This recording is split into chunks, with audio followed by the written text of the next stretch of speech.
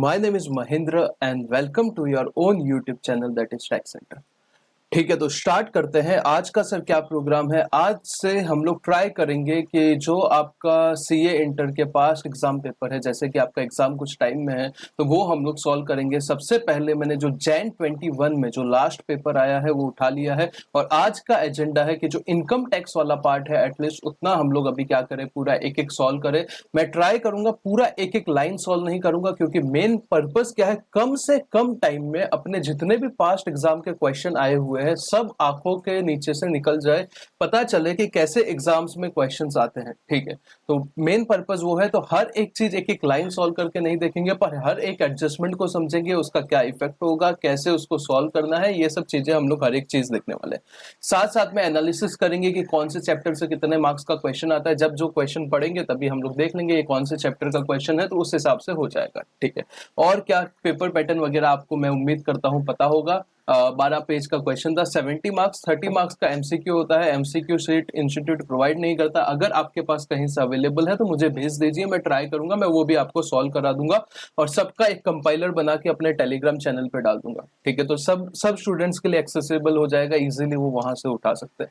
दूसरा पार्ट, जो आपका एक क्वेश्चन पेपर है उसके साथ जो ये सजेस्टेड आंसर है, दोनों का कॉपी मैं अपने इंस्टीट्यूट के साइट पे रहता है, वहां से ढूंढने में दिक्कत है तो मैं अपने टेलीग्राम के चैनल पे डाल दूंगा। डिस्क्रिप्शन में टेलीग्राम चैनल का नाम या फिर जो अपना यूट्यूब के चैनल का नाम है, सेम टू सेम नाम क्या है, टेलीग्राम पे है, स्पेस नहीं छोड़ा है बस। तो आप वहां से जाके क्या कर सकते हो, कलेक्ट कर लेना, डाउनलोड कर लेना, तो आपके हेल्प हो जाएगी अगर आपको करना है। और फटाफट एकदम फास्ट स्पीड में मैं कराऊंगा, आपका टाइम बिल्कुल वेस्ट नहीं करना चाहता, क्योंकि मैं 10 मिनट का वीडियो बनाता हूँ तो भी पहले बोल देता हूँ भाई अगर आप फ्री हो तो ही देखो, नहीं तो मत देखो। तो सेम कंसेप्ट यहाँ पे रहेगा। आपका 1-1.5 घंटा जो भी यहाँ पे मैं यूज करूंगा वो आपका फुल वर्थ होगा, क्योंकि आपका जो पास्ट एग्जाम के क्वेश्चन पेपर है वो यहाँ से सॉल्व होने वाले हैं। सेक्शन ए इनकम टैक्स में 1 to 4 क्वेश्चन है। फर्स्ट क्वेश्चन कंपलसरी होगा, पिछले उसके आगे वाले जो 3 क्वेश्चन है उसमें से 2 आपको अटेम्प्ट करने हैं, पर अपन यहाँ पे अभी सब अटेम्प्ट करेंगे, क्योंकि अपना काम क्या है, अपना काम है आंसर मतलब समझना कि क्वेश्चन किस हिसाब से पूछा जाता है, क्या उनका तरीका होता है, बेसिकली वो चीज। फिर बात करते हैं आगे क्या लिखा हुआ है, बाकी वही चीजें है। जीएसटी में 2 में से 4 क्वेश्चन सेकंड कंपलसरी होता है। ठीक है, मतलब 5 से 8 क्वेश्चन जो जीएसटी में आएंगे, जो क्वेश्चन नंबर 5 रहेगा वो कंपलसरी रहेगा। 6, 7, 8 में से आपको 2 क्वेश्चन करते हैं। ऑल क्वेश्चन जो है वो जीएसटी लॉ के आपको 30 अप्रैल 2000, ये लास्ट पेपर था, मतलब जब तक वहां तक का अमेंडमेंट था वहां तक का आपको क्या करना था, वो अमेंडमेंट के हिसाब से आपको आंसर देना था। ये बहुत इंपॉर्टेंट पार्ट रहता है, जो स्टूडेंट्स मिस्टेक करते हैं। आपको हर एक क्वेश्चन का आंसर जो कर रहे हो, हर एक एडजस्टमेंट का आंसर लिख रहे हो, उसका एक वर्किंग नोट बना के आना है, उससे एक्स्ट्रा मार्क्स मिलते हैं।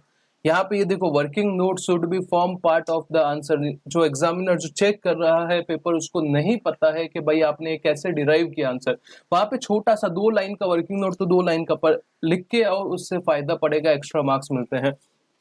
फिर हिंदी वो में आपको आंसर नहीं लिखना, अनलेस आपने हिंदी मीडियम ऑप्ट किया है, आप हिंदी में आंसर नहीं लिख सकते। फिर ये जो क्वेश्चन 1 है, इसको हम लोग, ये सबसे बड़ा क्वेश्चन है, हम लोग लास्ट में करेंगे। बाकी सब क्वेश्चन हम लोग क्या करते हैं, स्टार्ट करते हैं सॉल्व करना। ठीक है, चलो फिर स्टार्ट करते हैं। चलो स्टार्ट करते हैं second question. Question number second का ए जो पार्ट है, ये इसमें 4 केसेस दिए हुए हैं। 4 केस 8 मार्क्स के हैं और चारों जो है वो रिलेटेड टू टीडीएस है। क्या टीडीएस? तो अभी आप बोलोगे सर टीडीएस में तो काफी अमेंडमेंट आए हैं इस बार, तो अपन जो ये टाइम पे जो अमेंडेड चीजें हैं वही पढ़ने वाले हैं। सो कोई टेंशन की बात नहीं है, जो ये साल के लिए अमेंडमेंट है उस हिसाब से इसको कन्वर्ट करेंगे और उसके बाद में पढ़ेंगे। ठीक है, एग्जामिन द टीडीएस और TCS implication in case of following transaction, briefly explaining the provision involved। इसमें पूछा क्या है, सबसे पहले आपको ब्रीफली एक्सप्लेन करना है कौन सा प्रोविजन इन्वॉल्व है। अज्यूम दैट जितने भी पेई है वो क्या है, रेजिडेंट है इंडिया में। ठीक है, स्टेट द रेट, रेट भी बताना है, and amount to be deducted, amount कितना कटेगा वो भी बताना है। In the case of TDS और TCS is required to be deducted और collected.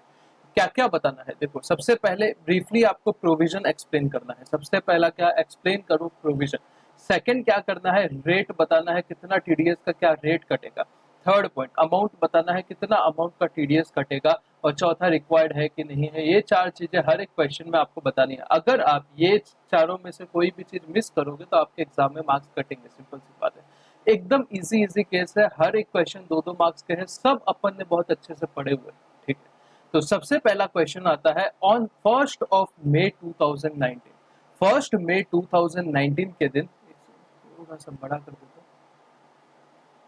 On 1 May 2019, mister bridges करके कोई आदमी है, मेड 3 फिक्स डिपॉजिट, 3 FD उसने बनाई ऑफ 9 मंथ ईच। हर एक FD कितने मंथ की है? 9 मंथ की है। हर एक FD का अमाउंट कितना है? 3 लाख है। तो 3 FD इंटू 3 लाख, 3 FD है, 3 लाख की है। Carrying interest at the rate 9% per annum. हर एक FD पे आपको 9% पर एनम का इंटरेस्ट मिलेगा। पर एनम कहीं लिखा नहीं है, देखो अगर पर एनम लिखा होता तो क्या होता है, 9% पूरा आपको मिल जाता, पर यहाँ पे क्या लिखा हुआ है, 9 मंथ के लिए FD है, तो इंटू 9 डिवाइड बाई 12 कर देंगे। ऑल्टरनेटिवली अभी मैं आपको सजेस्टेड आंसर भी दिखाऊंगा इंस्टीट्यूट का, उसमें लिखा हुआ है कि ऑल्टरनेटिवली ऐसा भी आप दिखा सकते थे कि बेसिकली वो पूरा पर एनम है। ठीक है, देखते हैं अभी तक के लिए क्या देखा, 3 FD है, 3 लाख की एक FD है, 9% इंटरेस्ट मिल रहा है, इंटू 9/12 का जो भी आपका 9 मंथ का इंटरेस्ट है, तो 9/12 कर दिया। विद मुंबई ब्रांच, एक मुंबई ब्रांच से, एक दिल्ली ब्रांच से और एक चंडीगढ़ ब्रांच से। ब्रांच अलग अलग है पर बैंक एक है, ब्रांच अलग अलग है पर बैंक एक है। A bank which is has adopted the CBS। CBS क्या होता है? Core banking system. एक ऐसा बैंक है जिसने कोर बैंकिंग सिस्टम क्या किया है? अडॉप्ट किया है। These FD will mature on 31st of Jan 2020। FD जो है Jan 20 को क्या हो जाएगी? मैच्योर हो जाएगी। सर सबसे पहले ये कौन सा केस है TDS का? याद करो, सबसे पहले ये केस है इंटरेस्ट का। इंटरेस्ट के लिए 2 सेक्शन है आपके TDS वाले चैप्टर में, एक है सेक्शन 193 और दूसरा है सेक्शन 194A। करेक्ट है। सबसे पहला सेक्शन जो 193 है वो आपका क्या बात करता है? 193 बात करता है इंटरेस्ट ऑन सिक्योरिटी। आपने कोई डिबेंचर, कोई भी तरीके का सिक्योरिटी बॉन्ड वगैरह लिया है, उसके ऊपर जो आपको इंटरेस्ट मिलेगा वो 193 में कवर होता है। पर यहाँ पे कौन सा इंटरेस्ट है? यहाँ पे अदर देन सिक्योरिटी है, तो सर सेक्शन 194A आ जाएगा पिक्चर में। 194A में TDS का थ्रेशोल्ड क्या है? सबसे पहले ये बताओ।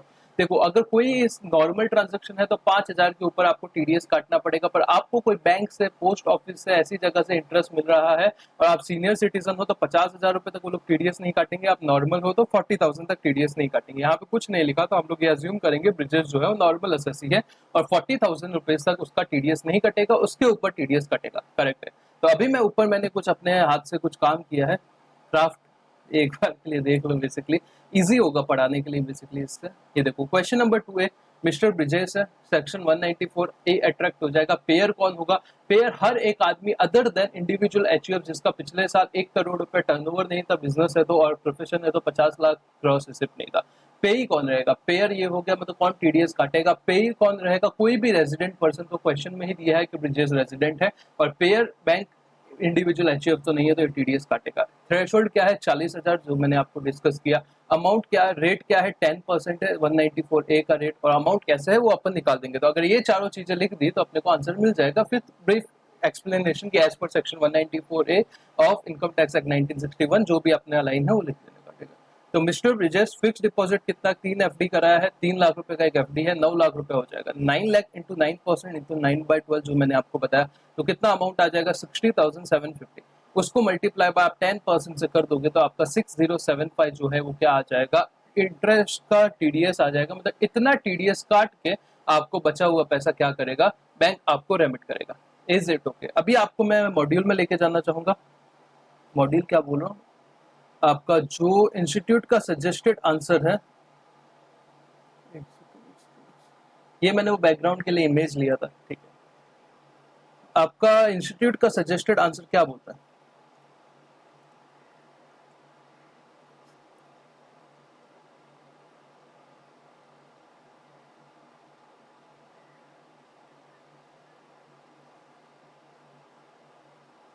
CBZ बैंक, और उसमें ऐसा था अपना क्वेश्चन में कि वो कोर बैंकिंग सिस्टम फॉलो करता है। अगर आपका कोई bank core banking system follow करता है तो आपको जो 40,000 या 50,000 का जो भी लिमिट है वो आपको कैसे देखना है? आपको बैंक वाइज देखना है, ना कि ब्रांच वाइज देखना है। ये पढ़ा था, करेक्ट है। तो CBS बैंक जो है उसको TDS 10% काटना पड़ेगा under section 194A। Since the aggregate interest on FD with 3 branches कितना हो जाता है? 60,750 हो जाता है, अपन ने निकाल दिया, which exceed the threshold limit of 40,000। Since CBZ bank ने CBS अडॉप्ट किया है core banking solutions, the aggregate interest credited और paid by branches has to be considered कितना? 6075। नीचे लिखा हुआ है ऑल्टरनेटिवली वो यहाँ पे पर एनम भी काउंट कर सकते थे, तो आपका आंसर गलत नहीं होता, तो उस हिसाब से 81,000 का 10% हो जाएगा, पर वो अपने को करना नहीं है, साफ साफ लिखा हुआ है कि भाई इतने मंथ के लिए, तो उतना मंथ के लिए अपने को सोल्यूशन निकालना है। फर्स्ट क्वेश्चन क्लियर है? Yes sir, first question clear है। सेकंड क्वेश्चन के ऊपर आ जाते हैं, यही स्पीड रहेगा, इससे स्लो नहीं जाएंगे, एग्जाम आपका पास है। सेकंड क्वेश्चन है, mister Marwa aged 80 years hold 6.5% gold bond 1977 of 2 lakh and 7% gold bond of 1980 of rupees 3 lakh. He received yearly interest on bond on 28th of Feb 2020. यहाँ पे भी इंटरेस्ट का सवाल आ जाता है, तो इंटरेस्ट के लिए दो सेक्शन है, 193 194 है। तो यहाँ पे देखो बॉन्ड के ऊपर आपको इंटरेस्ट मिल रहा है, तो बॉन्ड के लिए 193 एप्लीकेबल हो जाएगा, ना कि 194 एप्लीकेबल होगा। 193 में पेयर कौन होगा? पेई तो रेजिडेंट पर्सन होगा, पेयर कौन होगा? एनी पर्सन चल जाएगा, तो कोई दिक्कत की बात नहीं है, टीडीएस काटना पड़ेगा। 10% रेट रहेगा और 10,000 रुपए का एक वहां पे लिमिट होता है, बाकी यहाँ पे कुछ ऐसा खास नहीं है। तो आपको क्या करना है, ये जो 2 लाख पे 6.5% निकाल देना है, इतना इंटरेस्ट, 3 लाख पे 7% इंटरेस्ट निकाल देना है, जो भी अमाउंट आएगा उसको मल्टीप्लाई बाय 10% कर देना है, तो उतना आपका क्या कटेगा, टीडीएस कट जाएगा। टीडीएस ऑन सिक्योरिटी मिस्टर मारवा है, उसने 6.5% गोल्ड बॉन्ड और 7.5% गोल्ड बॉन्ड, 7% गोल्ड बॉन्ड में इन्वेस्ट किया है। 2 लाख रुपए यहाँ पे, 3 लाख रुपए यहाँ पे, 6.5% इंटरेस्ट यहाँ पे आ रहा है, 7% इंटरेस्ट यहाँ पे आ रहा है, तो टोटल 34,000 इंटरेस्ट आएगा। मल्टीप्लाई बाय 10% करोगे तो 3,400 रुपीज आपका क्या हो जाएगा, अमाउंट आ जाएगा। तो यहाँ का भी मैं आपको सजेस्टेड आंसर दिखा देता हूँ। Tax at the 10% under section 193 is to be deducted on ये वाला बॉन्ड और ये वाला बॉन्ड, ठीक है। Since the nominal value of bond जो है वो 10,000 रुपए से ज्यादा है, 5 लाख रुपए है, तो 10,000 रुपए से ज्यादा है बॉन्ड का वैल्यू, तो इंटरेस्ट कटेगा, बिल्कुल कटेगा। इंटरेस्ट कितना, 6.5% गोल्ड बॉन्ड के ऊपर 2 लाख का 6.5% 13,000 और 7, मतलब सिंपल सा कैलकुलेशन है, आपको इतना ही लिखना है। और टीडीएस बहुत इंपॉर्टेंट चीज है भाई, आएगा आएगा 100% एग्जाम में आएगा, तो अच्छे से करके जाना है। फिर थर्ड क्वेश्चन पे आते हैं। Messrs AG private limited took a loan of rupees 50 lakh from mister Haridas. Haridas करके एक आदमी है, उससे लोन लिया है। किसने लोन लिया है? एजी प्राइवेट लिमिटेड ने लोन लिया है। तो एजी प्राइवेट लिमिटेड उसको क्या देगा? इंटरेस्ट देगा। तो इंटरेस्ट का फिर सेक्शन आ गया, या तो 193 या 194 है। यहाँ पे सिक्योरिटी नहीं है, तो 194 ए सेक्शन एप्लीकेबल हो जाएगा, ठीक है। 50 लाख रुपया इंटरेस्ट का अमाउंट है। कितना है? 50 लाख रुपया। मल्टीप्लाई बाय कर दो 10% पर। ये तो क्या है? लोन का अमाउंट। इसके ऊपर इंटरेस्ट कितना दिया उसका, भैया ऐसा हाँ हाँ मत बोलो 50 लाख के ऊपर भाई, मार्क्स नहीं मिलेंगे।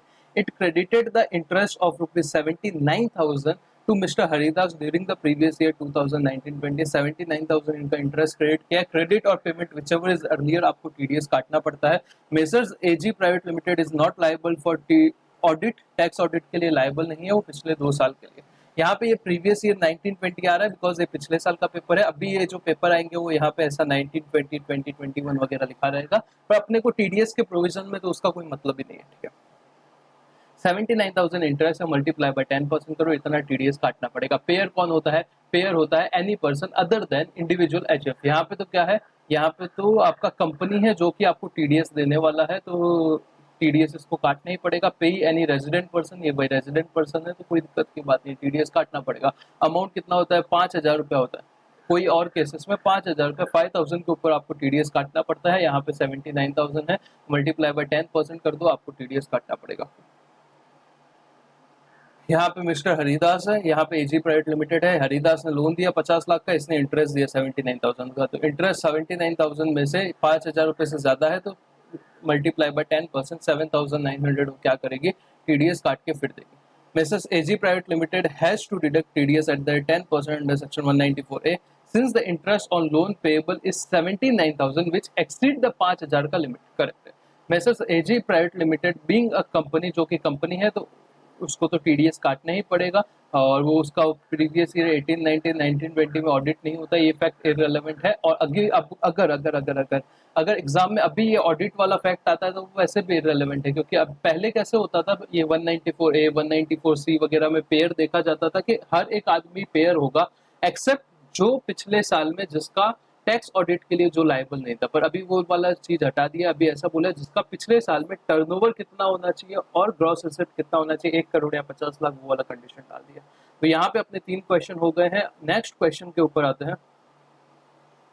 Institute of chartered accountant of India, ठीक है सर। चौथा क्वेश्चन आपका बोलता है mister Prabhakar is due to, अभी तक तीनों क्वेश्चन थे वो किसके ऊपर थे, 193 पे थे और 194 ए पे थे। 194 ए में सिर्फ एक अमेंडमेंट आया है, जो कौन सा अमेंडमेंट है सर, वो कोऑपरेटिव हाउसिंग सोसाइटी वाला। 193 में कोई अमेंडमेंट नहीं है, तो अभी तक का तो कोई अमेंडमेंट का सवाल ही नहीं उठता। और ये चौथा क्वेश्चन क्या है, mister Prabhakar is due to receive 6 lakh on 31st March 2020 towards the maturity proceed of LIC policy taken on 1st of April 2016, for which sum assured is rupees 5 lakh and the annual premium is rupees 1,40,000।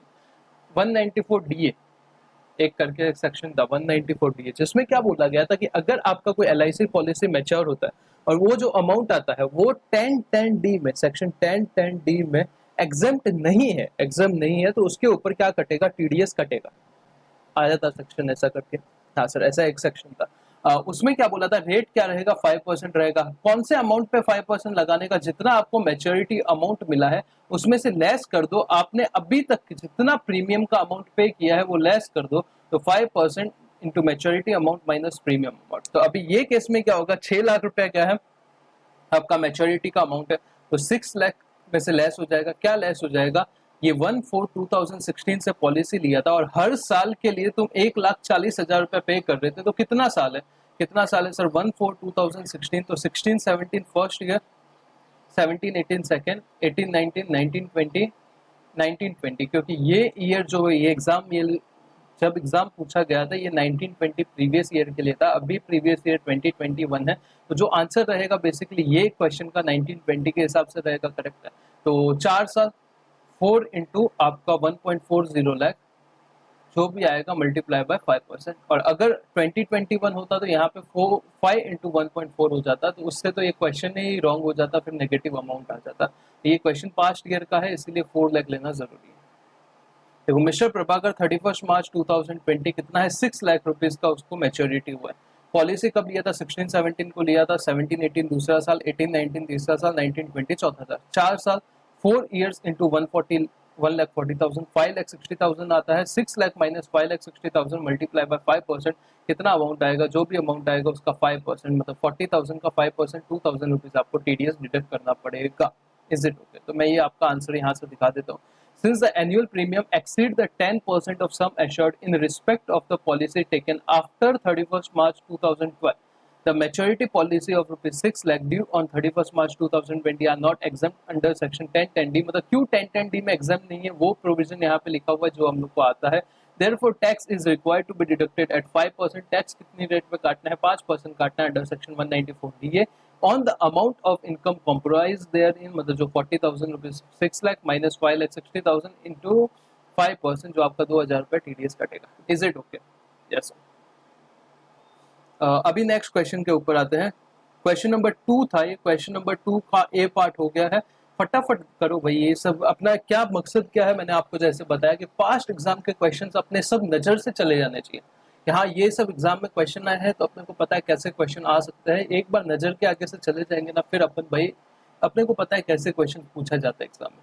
फिर next आते हैं 2 का भी, ये भाई बहुत अच्छा question है, स्टार मार्क लगाओ, मस्त क्वेश्चन है, 6 मार्क्स के लिए साइज बड़ा है इस क्वेश्चन का, नो डाउट। पर इसके लिए अगर आपने ये प्रैक्टिस किया है ये कंसेप्ट, तो बहुत फास्ट हो जाता है, इसका सॉल्यूशन बहुत फास्ट हो जाता है। पर अगर प्रैक्टिस नहीं किया तो ये 6 मार्क्स के लिए आप कितना भी टाइम ले सकते हो, 25 मिनट 30 मिनट, भाई कोई बोल नहीं सकता, ठीक है, अगर प्रैक्टिस नहीं किया तो। Mister Xavier, an Indian resident individual set up a unit in special economic zone in a financial year 1516 में उसने SEZ में एक यूनिट खोला है जो कि मैन्युफैक्चर करता है, प्रोडक्शन ऑफ मोबाइल फोन करता है, तो इसको 10AA का बेनिफिट मिलेगा। 10AA का बेनिफिट कैसे मिलता है याद करो, फर्स्ट 5 इयर्स का पहला फेज, उसमें आपको 100% ऑफ एक्सपोर्ट प्रॉफिट मिलता है, नेक्स्ट 5 ईयर में 50% ऑफ एक्सपोर्ट प्रॉफिट मिलता है, उसके नेक्स्ट 5 ईयर में 50% ऑफ एक्सपोर्ट प्रॉफिट, और जो री इन्वेस्टमेंट अलाउंस रिजर्व में डालते हो पैसा, दोनों में से लोअर अमाउंट, इतना आपको क्या मिल जाता है, बेनिफिट मिल जाता है। करेक्ट है, करेक्ट है। तो सबसे पहले इसको आइडेंटिफाई करना पड़ेगा, ये फाइनेंशियल ईयर 1516 में बनाई है, मैन्युफैक्चर के लिए डाला है, तो ये फर्स्ट 5 इयर्स में आएगा कि नेक्स्ट 5 इयर्स में आएगा। तो देखो अगर ये क्वेश्चन, मतलब अगर आपको ये पेपर के हिसाब से जानना है, अगर प्रीवियस ईयर 1920 में होता ये चीज, तो प्रीवियस ईयर 1920 में 5th ईयर होता है और ये फर्स्ट फेज में आता है, तो 100% एक्सपोर्ट प्रॉफिट पे आपको क्या मिल जाएगा, बेनिफिट मिल जाएगा। पर अपन जो देख रहे हैं वो प्रीवियस ईयर 2021 में देख रहे हैं, तो उस हिसाब से क्वेश्चन सॉल्व करते हैं। तो ये 6th ईयर में आता है, मतलब ये सेकंड फेज में आता है, और इसके ऊपर आपको कितना मिलेगा, 50% ऑफ एक्सपोर्ट प्रॉफिट का बेनिफिट मिलेगा। अभी तक क्लियर है? यस।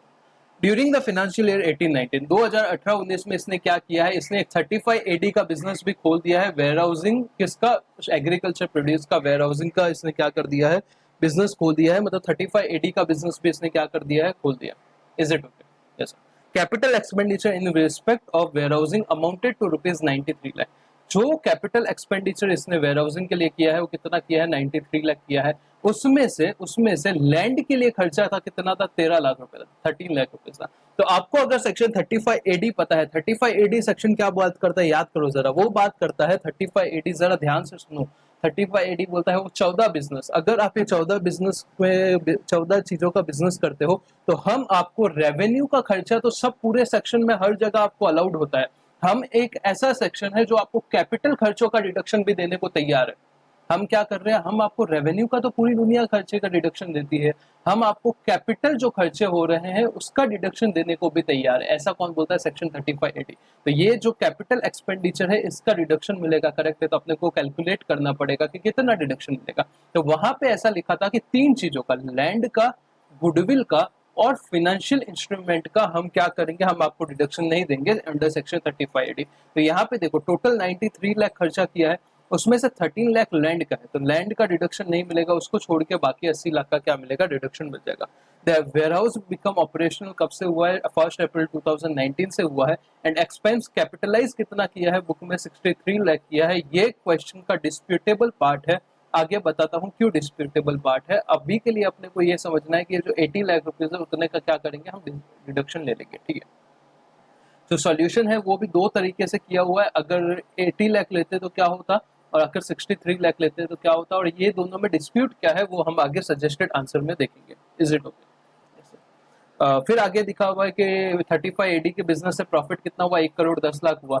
एसईजेड वाले बिजनेस से प्रॉफिट कितना हुआ, 50 लाख हुआ। एक्सपोर्ट सेल्स कितना हुआ और डोमेस्टिक सेल्स कितना हुआ। तो आपको पता रहेगा कि आपका जो 10AA का डिडक्शन मिलता है वो कैसे मिलता है, वो मिलता है एक्सपोर्ट प्रॉफिट के ऊपर, नॉर्मल प्रॉफिट के ऊपर नहीं, एक्सपोर्ट प्रॉफिट के ऊपर। तो एक्सपोर्ट प्रॉफिट का मतलब क्या होता है, जो आपका नॉर्मल नेट प्रॉफिट है multiply by export turnover divide by total turnover. तो एक्सपोर्ट टर्नओवर है 90 लाख और डोमेस्टिक टर्नओवर है 60 लाख, तो दोनों को मिला के टोटल टर्नओवर कितना हो जाएगा, 1.5 करोड़।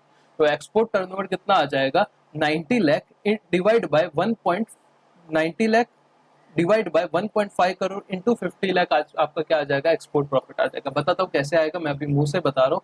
आपको क्या करना है, कंप्यूट करना है income tax including AMT. AMT का भी प्रोविजन लगाना है भाई, सिर्फ इनकम टैक्स नहीं, एएमटी का प्रोविजन भी लगाना है।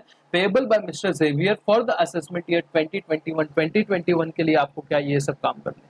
यहाँ पे देखो आपको 35 एडी पता होना चाहिए, आपको 10AA पता होना चाहिए, उसके बाद आपको एएमटी भी पता होना चाहिए, और ये तीनों का आपको प्रोविजन को मर्ज करके सॉल्यूशन करने भी आना चाहिए। तो ऐसे क्वेश्चंस बहुत अच्छे क्वेश्चन है, और भाई हार्ड नहीं है यार, बस आपको प्रोविजन पता है तो ये इजी क्वेश्चन है, कोई दिक्कत की बात नहीं है। चलो सॉल्व करके देखते हैं। Question number 2B, mister Xavier Indian resident है, मैन्युफैक्चर कब स्टार्ट किया, 2015-16 में किया। सो ये साल के हिसाब से अपन सेकंड फेज में, ठीक है, मतलब 50% ऑफ एक्सपोर्ट प्रॉफिट का डिडक्शन मिलेगा। सेकंड फेज का मतलब क्या होता है, 6th ईयर से लेकर 10th ईयर के बीच में, ठीक है। फिनेंशियल 18-19 में उसने 35 एडी का भी बिजनेस स्टार्ट किया है, जो हम लोग ने आगे डिस्कस किया। 35 एडी के बिजनेस का प्रॉफिट कितना है, 1 करोड़ 10 लाख रुपए है। 10AA के बिजनेस का प्रॉफिट कितना है, 50 लाख रुपए, ठीक। डिडक्शन ये पहले क्यों लिखा हुआ है, ताकि आपका वो लिखने में मैं आपका टाइम वेस्ट ना करूं। देखो मेरा पर्पस यही है कि जितना कम टाइम में आपको कंटेंट दे सकूं, वही पर्पस है, इसलिए पहले से लिख के रख दिया। मेरा टाइम वेस्ट हुआ है, ऐसा नहीं है कि मेरा टाइम वेस्ट नहीं हुआ। वीडियो का लेंथ बड़ा कर सकता था ताकि क्या हो सके, ज्यादा वॉच टाइम मिल सके, पर जानबूझ के पहले लिख के रख दिया कि आपका टाइम वेस्ट ना हो जब मैं लिख रहा हूँ। 35 एडी में आपको डिडक्शन कितना मिलेगा, 80 लाख का मिलेगा, जो मैंने आपको कैलकुलेट किया यहाँ पे ऊपर, ये 80 लाख का डिडक्शन मिलेगा। चाहिए तो 63 भी ले सकते थे, पर क्यों नहीं दिया वो मैं आपको बताऊंगा। पहले ये समझ लो कि 80 लाख का डिडक्शन ले लेते हैं, ठीक है। ये आपका 35 एडी का सॉल्यूशन हो गया। अभी 10AA 50 लाख प्रॉफिट है, आपका 50 लाख का प्रॉफिट है, इनटू आपका एक्सपोर्ट टर्नओवर कितना था 90, total turnover 150, into second phase है तो कितना 50% का आपको डिडक्शन मिलेगा, तो 15 लाख रुपए का आपको डिडक्शन मिल गया। तो यहाँ पे 35 लाख आ गया। टोटल आपका प्रॉफिट कितना है, 30 लाख ये, 35 लाख ये, 65 लाख हो जाता है। 65 लाख मतलब 50 लाख से ज्यादा तो सरचार्ज भी लगेगा। टैक्स निकालते हैं 65 लाख पे, तो फर्स्ट 10 लाख पे 1,12,500 टैक्स आता है, और नेक्स्ट 55 लाख पे 65 लाख में से 10 लाख का टैक्स दे है, और 55 लाख पे टैक्स क्या आएगा आपका, 16.5 लाख टैक्स आएगा। टोटल आपका टैक्स आ जाएगा 17,62,500। उसके ऊपर हम लोग को सरचार्ज ऐड करना पड़ेगा 10%, तो 1,76,250 करेक्ट है। तो ये आपका आ जाएगा टैक्स, उसके ऊपर हम लोग जो भी हेल्थ एंड एजुकेशन से ऐसे होगा वो ऐड कर देंगे। यहाँ तक अपने क्वेश्चन का फर्स्ट पार्ट पूरा हो चुका है। यहाँ तक अपने क्वेश्चन का फर्स्ट पार्ट पूरा हो गया।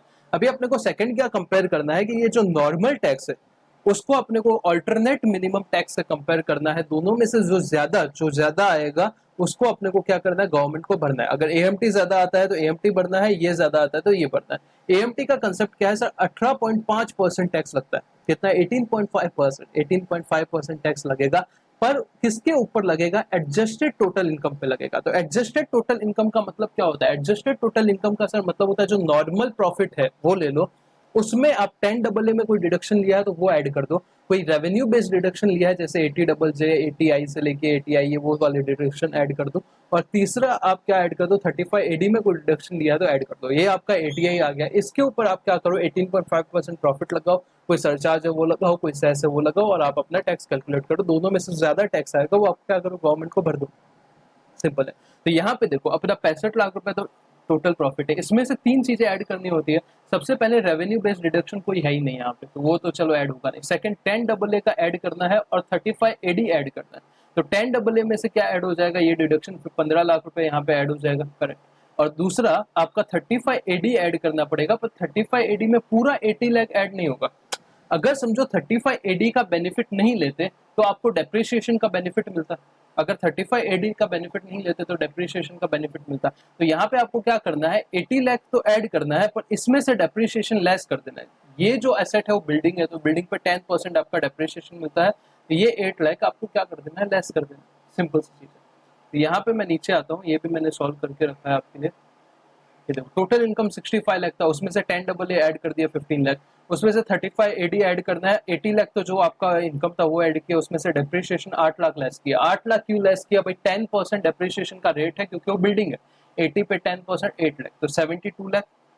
1.52 आपका क्या आ जाएगा, इनकम आ जाएगा। इसके ऊपर 18.5% टैक्स लगाना है, सरचार्ज लगाना है, और आपका सेस लगाना है। तीनों लगा दोगे तो आपका क्या आ जाएगा, अमाउंट आ जाएगा। दोनों को कंपेयर करना है, दोनों में से ज्यादा कम आएगा वो आपको टैक्स, ठीक है। ये अभी मैं एक एक चीज सॉल्व नहीं कर रहा हूँ, मैंने पूरा कंसेप्ट एक्सप्लेन कर दिया है। अभी आपको क्या करना है, नोट्स लिखना है। नोट्स में देखो सबसे पहले आपको लिखना पड़ेगा SEZ का जो पूरा प्रोविजन है वो अच्छे से लिखना पड़ेगा एज पर सेक्शन 10AA। अगर आप SEZ में जाके, स्पेशल इकोनॉमिक जोन में जाके मैन्युफैक्चरिंग स्टार्ट करते हो या कोई IT का सर्विस जो देते हो, तो आपको फर्स्ट 5 ईयर में 100% ऑफ एक्सपोर्ट प्रॉफिट का डिडक्शन मिलेगा। सेकंड नेक्स्ट 5 ईयर्स में आपको 50%, और थर्ड में वो वाला प्रोविजन पूरा लिखना पड़ेगा। फिर आपको लिखना पड़ेगा एक्सपोर्ट प्रॉफिट क्या होता है, एक्सपोर्ट टर्नओवर क्या होता है, टोटल टर्नओवर क्या कंप्राइज करता है, ऐसे करके। इसीलिए तो बोलो भाई 6 मार्क्स के लिए बहुत बड़ा था, तो नोट कंसाइज वे में छोटे छोटे, देखो जितने मार्क्स का आएगा उतने का लिखना है, पर नोट्स छोड़ना नहीं है। अगर नोट्स छोड़ोगे तो भाई मार्क्स कटेंगे, पहले बोलो। फिर सेकंड आप 35AD के सेक्शन को एक्सप्लेन कर दो। 35AD में 14 बिजनेस के ऊपर आपको कैपिटल खर्चों का डिडक्शन मिलता है, अगर पर डेप्रिसिएशन का बाद में डिडक्शन नहीं मिलेगा, ये वाला पॉइंट। थर्ड पॉइंट AMT के बारे में बता दो। अगर AMT लोगे तो 18.5% वाला प्रोविजन लगेगा, किसके ऊपर, आपका नॉर्मल प्रॉफिट के ऊपर। तीन चीज जो ऐड कर दो उसके ऊपर आपको 18.5। ये तीन नोट आपको मिनिमम लिखने हैं। उसके बाद आपकी श्रद्धा है, आपके पास टाइम है उतना लिख दो, पर ये तीन बहुत जरूरी है। अगर ये नहीं लिखोगे तो आपने पूरा आंसर सही किया है ना, तो भी आपको 3.5-4 मार्क्स मिलेंगे, और ये लिख दिया तो अप्रोक्सीमेटली पूरा मिल सकता है भाई, कोई इतना वो बड़ी बात नहीं है। तो अभी मैं एक बार आपको सॉल्यूशन के ऊपर लेके आना चाहूंगा।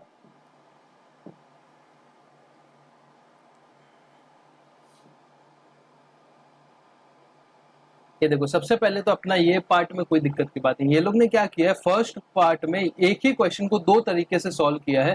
फर्स्ट में क्या सॉल्व किया है पता है, फर्स्ट में वो जो 35AD का बिजनेस का प्रॉफिट था ना, वो 80 लाख लिया है बेनिफिट, मतलब जो आपका कैपिटल एक्सपेंडिचर डिडक्शन था 80 लाख लिया है, और दूसरे वाले में 63 लाख लिया है। उसका रीजनिंग भी दिया है, ऐसा क्यों लिया हम लोग पढ़ लेते हैं। ये देखो note, in the third para of the question there is a difference between the figure of capital expenditure incurred in respect of warehouse, जो कि कितना है 90 लाख है, including the cost of land 13 lakh. And the figure of capital expenditure capitalise in the books of 1/4/2019 कितना है? 63 लाख है। It appears to be typological error, ये आपका टाइपिंग एरर हो सकता है, due to which the main solution has been work out considering the 93 lakh as the amount capitalise in the books of 1/4/2019। मतलब वहां पे 63 लाख की जगह 93 लाख होना चाहिए, ये टाइपिंग एरर हो चुका है। However, alternative answer have been work out, अगर वो 63 लाख होता तो उसका आंसर कैसे होता वो यहाँ पे बता दिया। तो दोनों आंसर दे दिया, अल्टरनेट 1, अल्टरनेट 2। मैंने आपको एक अल्टरनेटिव के हिसाब से करके बता दिया, अभी आप सेकंड अल्टरनेटिव के हिसाब से करो। ऐसा होगा नहीं बाद में कभी, अगर होता है तो आप लिख सकते हो एज पर दिस, आप ये वाले अल्टरनेट के हिसाब से भी कर सकते हो।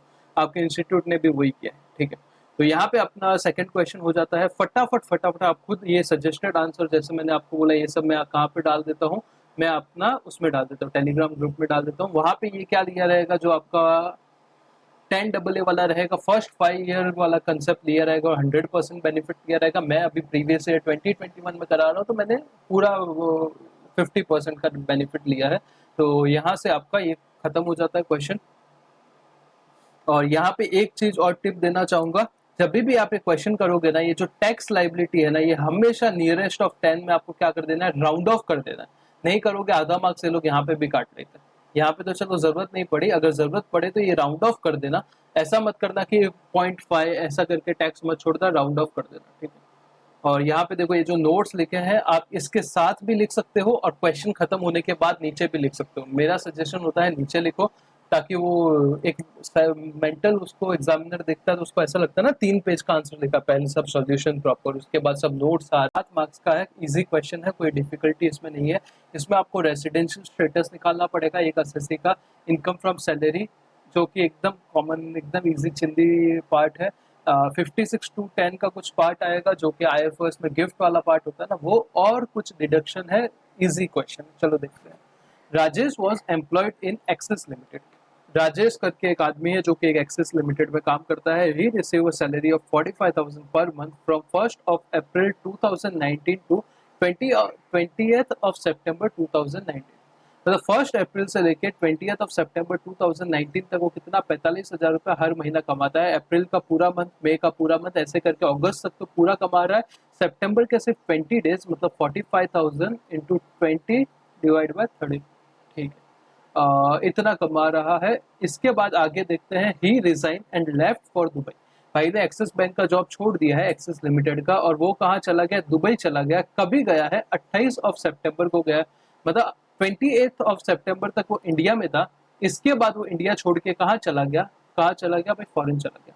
And got monthly salary of ₹90,000। 45,000 से सीधा उसका सैलरी डबल हो गया, कितना हो गया, 90,000 रुपीज हो गया।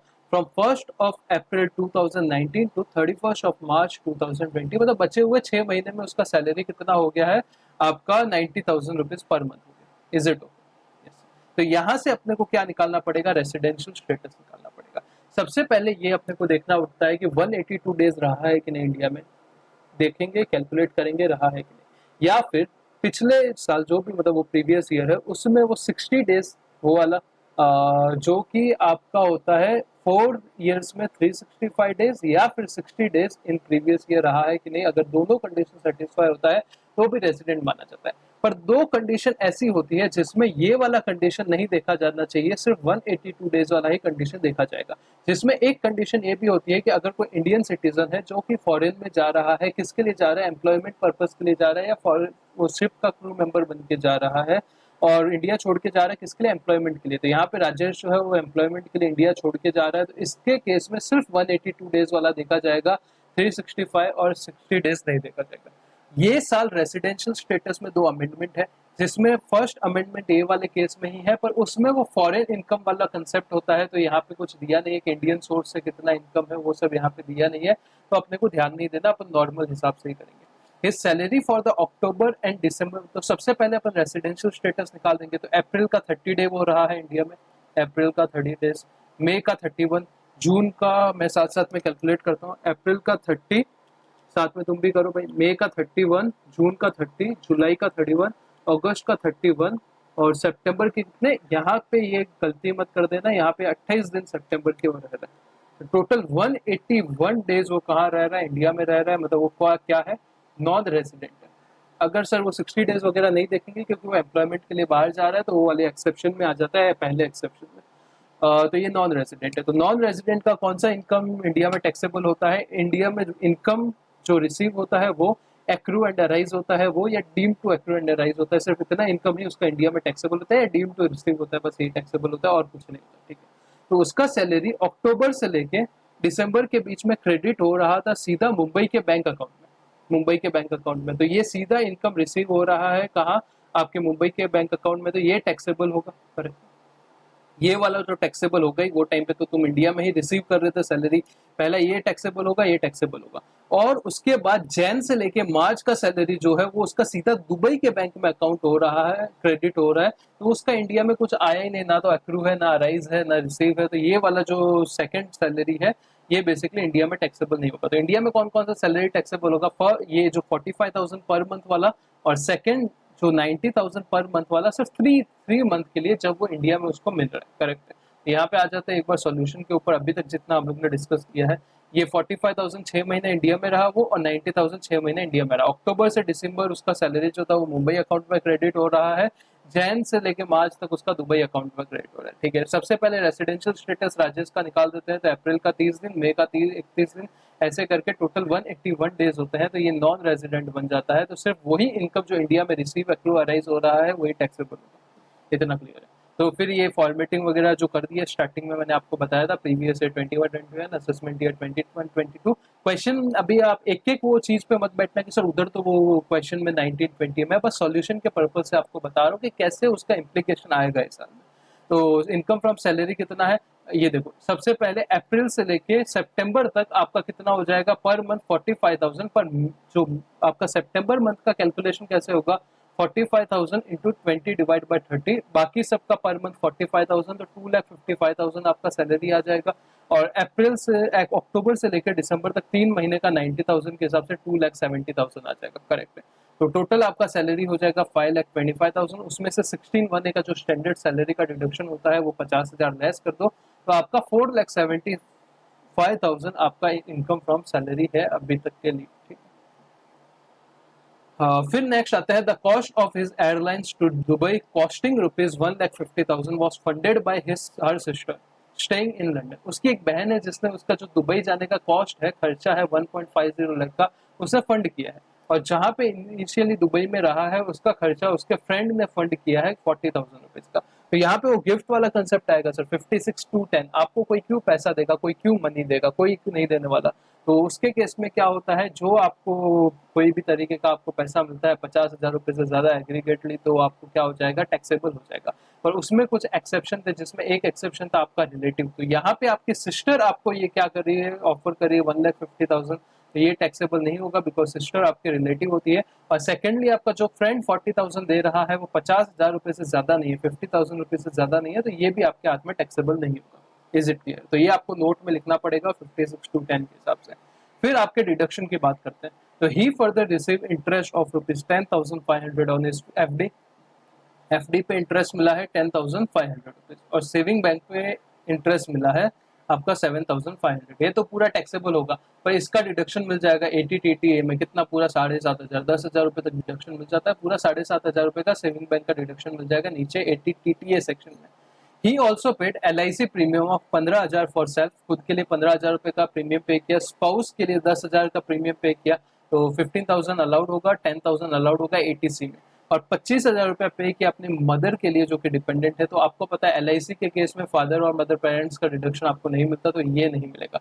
तो आपका डिडक्शन दो हो जाएगा, एक 7,500 रुपया, और एक आपका कौन सा ये 10,000 रुपीज और 15,000 रुपीज, 25,000 ATC वाला। तो आपको क्या करना है, compute taxable income of mister Rajesh for assessment year 2021। मतलब कोई ऐसे मेजर चेंज नहीं आए ये क्वेश्चन के हिसाब से ये साल में, तो 21-22 या 2021 कोई फर्क नहीं पड़ता। तो ये केस में अपने को क्या करना है, सॉल्यूशन इजी है भाई, एकदम इजी क्वेश्चन है, जैसे मैंने आपको बोला था, कोई बड़ी बात नहीं। सैलरी का कंप्यूटेशन कर दिया, IFRS में 56-10 का आपको नोट लिखना है कि वो आएगा नहीं, यहाँ पे किधर भी टैक्सेबल होगा नहीं। क्योंकि एक में तो सिस्टर दे रही है और दूसरे में 50,000 क्रॉस नहीं हो रहा है। इंटरेस्ट ऑन एफडी कितना है, 10,500 रुपया। Interest on saving bank 7,500, total 18,000 हो जाएगा। टोटल 4,93,000। उसमें से 2 डिडक्शन 25,000 रुपये का और 80 टीटीए का 7,500 का, तो ये आपका टैक्सेबल इनकम आ जाएगा। Is it clear? यहाँ पे क्या बोला है, टैक्सेबल इनकम ही पूछा है, टैक्स निकालने नहीं बोला है, तो फालतू में टैक्स निकालने मत जाना भाई, भारी पड़ेगा आपके ऊपर, क्योंकि पेपर ऑलरेडी लेंदी है। देखो एक क्वेश्चन वो एएमटी वाला इतना बड़ा दिया था कि वो सॉल्व करने में आपको काफी टाइम लग जाएगा, तो ऐसे क्वेश्चन जो कि बोनस है इनको फटाफट फटाफट आपको निपटाना पड़ेगा, ठीक है। तो चलो चलो चलो नेक्स्ट क्वेश्चन पे आते हैं। ये मैं फटाफट ही करा रहा हूँ आपको, सब क्वेश्चन के ऊपर से आपको आइडिया मिल जाएगा कि भाई कहाँ से अपन मार्क्स बटोर सकते हैं, कैसा पेपर आता है, आपको एक बार आइडिया देने के लिए मैं क्या कर रहा हूँ, ये रिकॉर्ड कर रहा हूँ। B part, mister Hari age 57 years is a resident of India. Hari जो है 57 साल का है, रेजिडेंट है, मतलब ग्लोबल इनकम इसके हाथ में टैक्सेबल होगा। He provides you the following details of the income FY 1920 या 2021 जो बोलो, ठीक है। Interest on NRE account, NRE account अगर आप एनआरई अकाउंट हो, आप फेमा के हिसाब से रेजिडेंट हो, आप क्या कर रहे हो, नॉन रेजिडेंट हो, और आप क्या कर रहे हो, ये इंपॉर्टेंट है। आरबीआई के थ्रू उसका परमिशन मिला हुआ है आपको एनआरई अकाउंट खोलने का, तो उसमें से जो इंटरेस्ट आएगा वो इंटरेस्ट आपके हाथ में क्या हो जाएगा, एग्जम्प्ट हो जाएगा, करेक्ट है। तो ये आपका interest on non resident external account जो है वो आरबीआई के हिसाब से बनाया हुआ है, तो आपका ये इनकम क्या हो जाएगा, एग्जम्प्ट हो जाएगा। Interest on saving bank account maintain with the SBI, ठीक है, देखेंगे आगे। Interest on FD with Punjab National Bank, देखेंगे आगे। पूछा क्या है, he seeks your advice on his liability to file return of income as per income tax act 1961 for assessment year 2021, ठीक है। What will be your answer if, तो आपको क्या बताना है कि रिटर्न फाइल करना है कि नहीं करना। रिटर्न फाइल कब करना होता है, रिटर्न फाइल करना होता है जब आपका total income after adding deduction under chapter 6 है और 54 के एग्जाम्पशन, अगर बेसिक एग्जाम्पशन से ज्यादा होता है तो आपको रिटर्न फाइल करना कंपलसरी होता है। तो यहाँ पे कैलकुलेशन करेंगे ज्यादा है कि नहीं, बिल्कुल नहीं है, क्योंकि यहाँ पे तो ये पूरा एग्जाम्प्ट हो गया। ये 48,000 है, इसमें से भी 8,000 का तो सेविंग बैंक है, तो डिडक्शन मिल जाएगा, करेक्ट है। तो 40,000 रुपए इनकम है, तो आपको नहीं भरना रिटर्न। फिर क्या बोला है, what will be your answer if he has incurred 4 lakh on travel expense of his newly married son and daughter in law, मतलब अपने बेटे और वाइफ के लिए, उसकी वाइफ के लिए हनीमून अरेंज किया है, जिसके लिए 4 लाख रुपए का फॉरेन ट्रैवल का खर्चा किया है। तो भाई बिल्कुल, अगर 2 लाख रुपए से ज्यादा फॉरेन ट्रैवल पे खर्चा करते हो खुद के लिए या अपने रिलेटिव के लिए, तो आपका क्या हो जाएगा, उसके लिए आपको रिटर्न फाइल करना कंपलसरी है। तो पहले केस में तो नहीं करना है, देखो कंपलसरी फाइलिंग ऑफ रिटर्न अगर टोटल इनकम जो है वो बिफोर रिडक्शन अंडर चैप्टर 6 है और 54 का एग्जाम्पशन, ये जो वर्ड है वो ध्यान रखना, ये जो वर्ड है वो ध्यान रखना। क्या वर्ड है sir, maximum amount not chargeable to tax.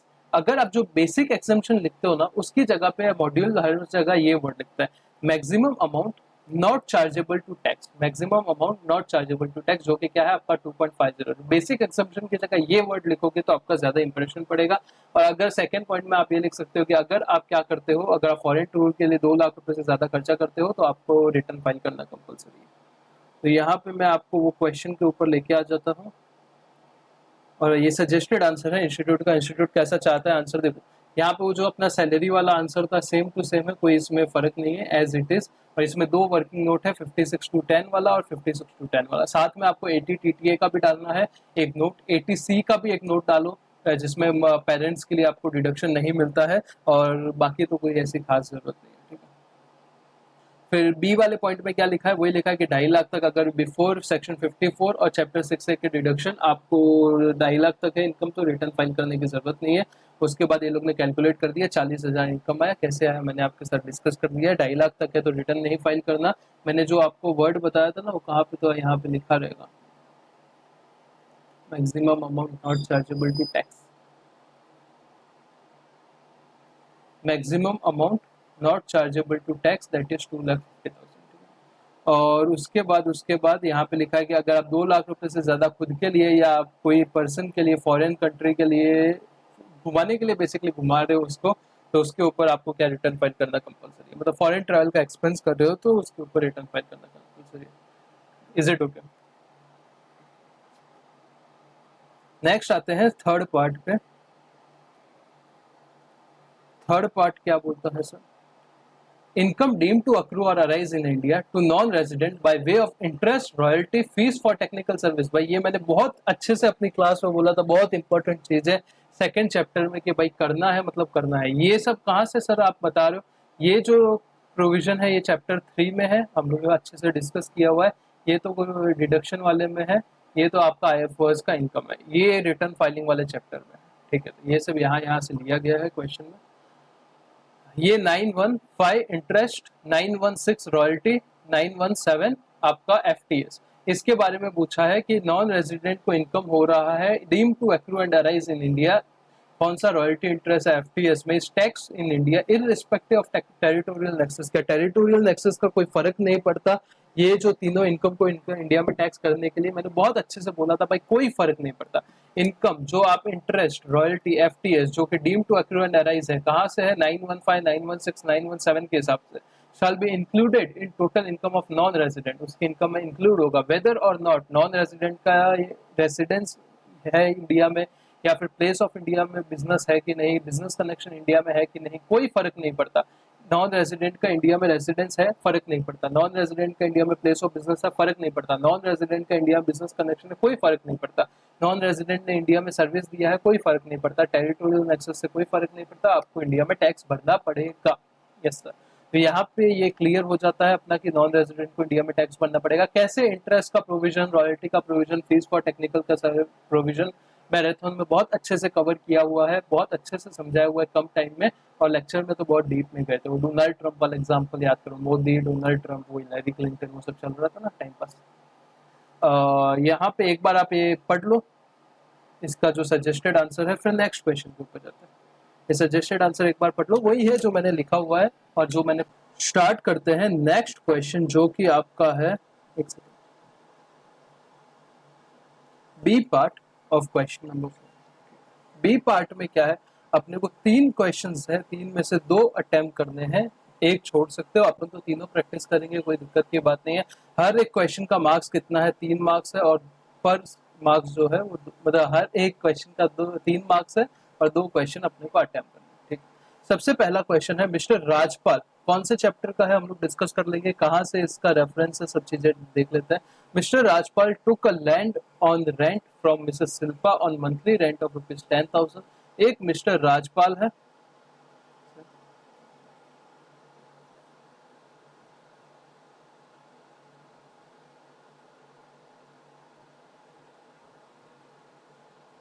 ये रहे मिस्टर राजपाल, जिन्होंने क्या किया है, एक लैंड है जो मिसेस शिल्पा से क्या कर लिया है, रेंट आउट किया है, और रेंट का कितना पैसा दे रहे हैं, 10,000 रुपया दे रहे हैं। ठीक, ये अपना क्वेश्चन नंबर 3 का बी का ए पार्ट है। ठीक, फिर he sublets the land to mister Manish, जो लैंड उन्होंने लिया था उन्होंने आगे और सबलेट कर दिया है, मतलब ये है राज, ये है शिल्पा, यहाँ से जो लैंड इन्होंने लिया था रेंट पे, ये आगे और एक मिस्टर मनीष है उसको रेंट पे दे दिया फॉर मंथली रेंट ऑफ 11,500। उनसे कितना पैसा ले रहा है, ये 11,500 ले रहा है मिस्टर मनीष से। ठीक है सर, इतना क्लियर है। आगे क्या पूछा, Manish uses the land for grazing of cattle required for agriculture activity. ये क्या करता है, ये लैंड को एग्रीकल्चर पर्पस के लिए यूज करता है, ये एक इंपॉर्टेंट है। लैंड किसके लिए यूज कर रहा है, एग्रीकल्चर पर्पस के लिए यूज कर रहा है। Mister Rajpal wants to claim deduction of ₹10,000। Rajpal को ये जो 10,000 रुपए शिल्पा को पे कर रहा है रेंट, इसका डिडक्शन चाहिए, किससे डिडक्शन चाहिए, 11,500 से डिडक्शन चाहिए। Being rent paid by him to missus Shilpa from the rental income receive from Manish, जो मनीष से 11,500 मिलेगा उसमें से 10,000 रुपए का इसको डिडक्शन चाहिए, तो क्या मिलेगा क्या। सबसे पहले कौन से चैप्टर से क्वेश्चन, तो चैप्टर नंबर 3 जो था ना आपका, चैप्टर नंबर 3 जिसको आप अवॉइड करते हो, जिसको आप लास्ट में पढ़ते हो, वहां से एक क्वेश्चन था। 1, 2, 3 बहुत इंपॉर्टेंट है, आपको एक क्वेश्चन में देखो ना कितना इंपॉर्टेंस आ रहा है। रेसिडेंशियल स्टेटस पूछे, income deem to accrue and arise कितनी बार पूछ लिया, अभी फिर चैप्टर 3 का एक रेफरेंस आ गया। ऊपर भी एक चैप्टर 3 का क्वेश्चन था, एनआरई अकाउंट एडजस्टमेंट का, करेक्ट है भी चैप्टर 3 का। एग्रीकल्चर इनकम में सिर्फ वो एग्रीकल्चर इनकम नहीं आता मेरे भाई, जो कि आप सोलली एग्रीकल्चर पर्पस कल्टीवेशन वगैरह करके उगा रहे हो। अगर आप एग्रीकल्चर लैंड को रेंट आउट कर रहे हो, उससे कोई पैसा आ रहा है, वो भी आपका क्या माना जाता है, एग्रीकल्चर इनकम माना जाता है, एज पर सेक्शन, वो है एज पर सेक्शन 2, जो 2 सेक्शन का 2(1)(a) था शायद, सेक्शन 2 लिख देना, सिर्फ सेक्शन 2 एग्रीकल्चर एक्टिविटी का डेफिनेशन जो बताता है उसमें ऐसा चीज लिखा हुआ है। ठीक है, तो ये रेंट आउट वाला जो 11,500 वाला इनकम है वो क्या हो जाएगा, एग्जेम्प्ट हो जाएगा। किसके हाथ में एग्जेम्प्ट हो जाएगा, आपका ये जो मिस्टर राजपाल है उसके हाथ में एग्जेम्प्ट हो जाएगा। अगर साला तुम इनकम ही तुम्हारा एग्जेम्प्ट है तो तुम उसके सामने कोई तरीके का खर्चा नहीं ले सकते, ये हम लोग ने पढ़ा था सेक्शन 14A में। ये भी हम लोग ने किया था। चैप्टर 3 का कंसेप्ट है सेक्शन 14A, अगर कोई इनकम एग्जाम्प्ट है तो उसके सामने आपको कोई तरीके का खर्चा अलाउड नहीं होता। ये भी चैप्टर 3 में मैराथन अच्छे से देखना, कवर है मेरे भाई, ठीक है। तो ये इसका कोई आपको खर्चा नहीं मिलेगा। तो कंक्लूजन क्या निकला, ये जो 11,500 है टैक्सेबल नहीं होगा क्योंकि एग्रीकल्चर इनकम है, और 10,000 का भी कोई डिडक्शन नहीं मिलेगा। क्यों नहीं मिलेगा? बिकॉज ये सेक्शन 14A के हिसाब से नहीं एलिजिबल नहीं है basically। तो हम लोग आ जाते हैं एक बार के लिए, चलो आ जाते हैं सजेस्टेड आंसर पे। क्या बोलता है? द रेंट और revenue derived from the land situated in India. अगर कोई जमीन जो इंडिया में सिचुएटेड है और वो एग्रीकल्चर पर्पस के लिए यूज हो रहा है तो उसको एग्रीकल्चर इनकम माना जाएगा अंडर सेक्शन 2(1)A में, ठीक है, जो हम लोग ने पढ़ा। Therefore rent receive from subletting of the use, मतलब जो एग्रीकल्चर पर्पस के लिए सबलेट किया है लैंड, उसका इनकम एग्जाम्प्ट हो जाएगा। रेंट कैन इधर, वो जो रेंट है ये ओनर को भी मिल सकता है और जिस टेनेंट है जिसने आगे सबलेट किया है उसको भी मिला तो भी एग्रीकल्चर इनकम ही माना जाएगा, कोई दिक्कत नहीं है। Accordingly rent receive bye mister Rajpal from mister Manish for using the land for grazing of cattle required for agriculture activities. Agriculture income वो क्या है? एग्रीकल्चर इनकम है जो कि एग्जेम्प्ट है अंडर सेक्शन 10(1), ठीक है। 10 में हम लोग ने देखा था एग्जेम्पशन मिलता था, पहला ही एग्रीकल्चर एक्टिविटी का एग्जेम्पशन था। एज पर सेक्शन 14A उसका कोई आपको डिडक्शन नहीं मिलेगा। Is it okay? Yes. Next आते हैं क्वेश्चन नंबर 2 पे। मिस्टर प्रथम, प्रथम कौन है? एक नॉन रेजिडेंट है जो जिसको क्या मिल रहा है? 1,14,000 1,14,000 रुपीज मिल रहा है फ्रॉम मिस्टर राकेश। एक राकेश है, एक प्रथम है। राकेश प्रथम को 1,14,000 रुपीज दे रहा है। क्यों दे रहा है? राकेश जो है वो रेजिडेंट एंड ऑर्डिनरी रेजिडेंट है, आर एंड ओ आर है, ये जो है वो नॉन रेजिडेंट है, ठीक। क्यों पैसा दे रहा है? Amount was paid to Pratham on account of transfer of right to use the manufacturing process develop by Pratham. Pratham ने कोई एक पेटेंट या कोई राइट मैन्युफैक्चर कुछ ऐसा किया है प्रोडक्ट जिसका वो ये यूज कर रहा है और इसके लिए बेसिकली इसको रॉयल्टी दे रहा है। The manufacturing process was develop by mister प्रथम इन सिंगापुर। इसने जो वो बनाया था प्रोसेस, कहाँ बनाया था? सिंगापुर में बनाया था, ठीक है।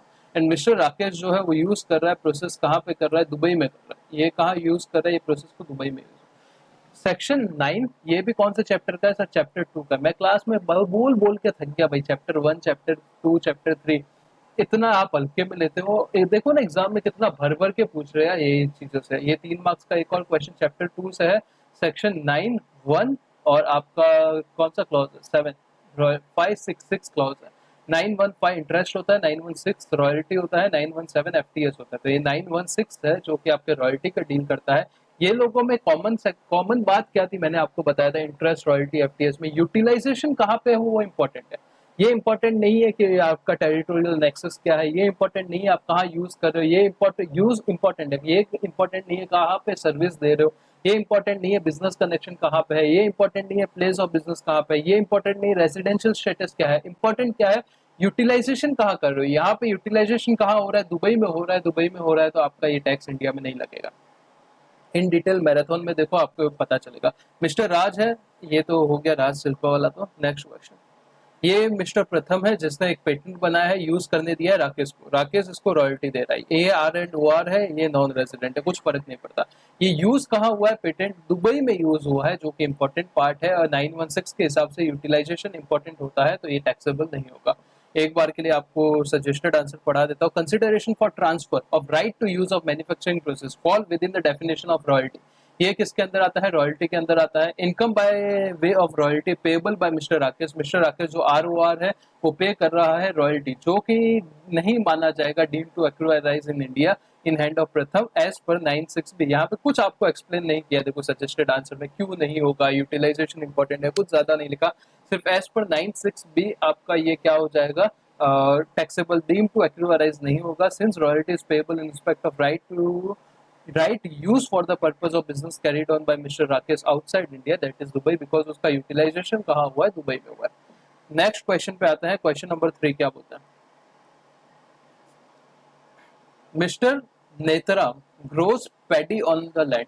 एक मिस्टर नेतराम है जो क्या करता है? पैडी, जो राइस का वो बाई प्रोडक्ट वगैरह जो उसका इनिशियल प्रोडक्शन होता है वो होता होगा, मुझे नहीं पता। पैडी ग्रो करता है। He then employs mechanical operation on grain, जो ग्रेन होता है उसके ऊपर मैकेनिकल ऑपरेशन करता है to make it fit for sale in the market, ताकि वो पैडी क्या हो सके? वो मार्केट में सेलेबल बन सके। Like removing hay and chaff from the grain, grain से ये सब निकालने का, फिल्टरिंग, ग्रेन को फिल्टर करने का, और फाइनली पैक कर देने का राइस को इन गनी बैग्स।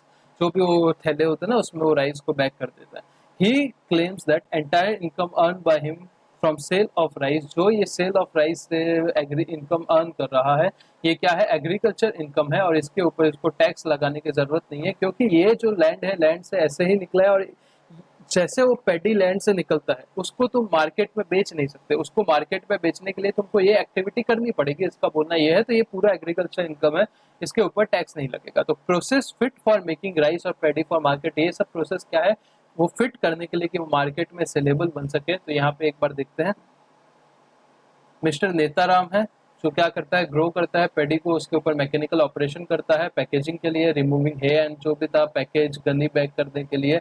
सो प्रोसेस क्या है, तो यहाँ पे सिंपल सी बात है, ये सब हम लोग ने देखा था एग्रीकल्चर। ये भी देखो चैप्टर 3 से क्वेश्चन है, चैप्टर 3 भाई जंबो पूछा है लास्ट टाइम, जंबो मार्किंग जितना बोले ना चैप्टर 3 में से कितना सारा पूछा हुआ है, तो ये भी चैप्टर 3 से है आपका। तो चैप्टर 3 इंपॉर्टेंट, अभी ये एग्जाम पता नहीं है उसमें देखो ना, वो 10 डबल ए जो क्वेश्चन पूछा था वो भी आपका चैप्टर 3 से आ जाता है। तो चैप्टर 3 बहुत मस्त तरीके से लास्ट टाइम पूछा था और सब इजी क्वेश्चन है भाई, अगर अच्छे से आपने, अब मैंने एग्रीकल्चर इनकम 1.5-2 घंटा पढ़ाया था, याद है, 1.5-2 घंटा से एक्सप्लेन कर रहा था एग्रीकल्चर इनकम का डेफिनेशन क्या होता है, एग्रीकल्चर इनकम भूल जाओ क्वेश्चन वगैरह, वो 1 घंटा तो मैं उसका डेफिनेशन का एनालिसिस कर रहा था। तो भाई अगर अच्छे से किया है तो हो जाएगा, नहीं किया तो भाई कोई कुछ नहीं कर सकता, पढ़ना तो पड़ेगा। फिर यहाँ पे क्या है, mechanical operation on grain packaging removing है, ये सब क्या है, ये भी एग्रीकल्चर एक्टिविटी का बेसिकली पार्ट ही माना जाता है। तो ये क्या हो जाएगा, आपका इनकम में आ जाएगा। The income from the process ordinary employ to render the produce fit to taken for market would be agriculture, जो प्रोसेस आप लगा रहे हो जिससे वो फिट होता है मार्केट में लेके जाने के लिए, वो आपका एग्रीकल्चर प्रोसेस माना जाएगा। The process of making rice ready for from paddy to market में इन्वॉल्व मैनुअल ऑपरेशन और मशीन मैकेनिकल ऑपरेशन, उसके लिए कुछ मैनुअल और मैकेनिकल ऑपरेशन लगेंगे। दोनों जो है वो प्राइमरीली क्यों किए जा रहे हैं, तो कि वो प्रोडक्ट है वो मार्केट के लिए फिट हो सके, उसके लिए आपका नेताराम जो है ये इसका सब पूरा इनकम एग्रीकल्चर इनकम, छोटे छोटे इजी इजी क्वेश्चन थे तो आपके ये हो गए। ठीक है, अभी नेक्स्ट आते हैं,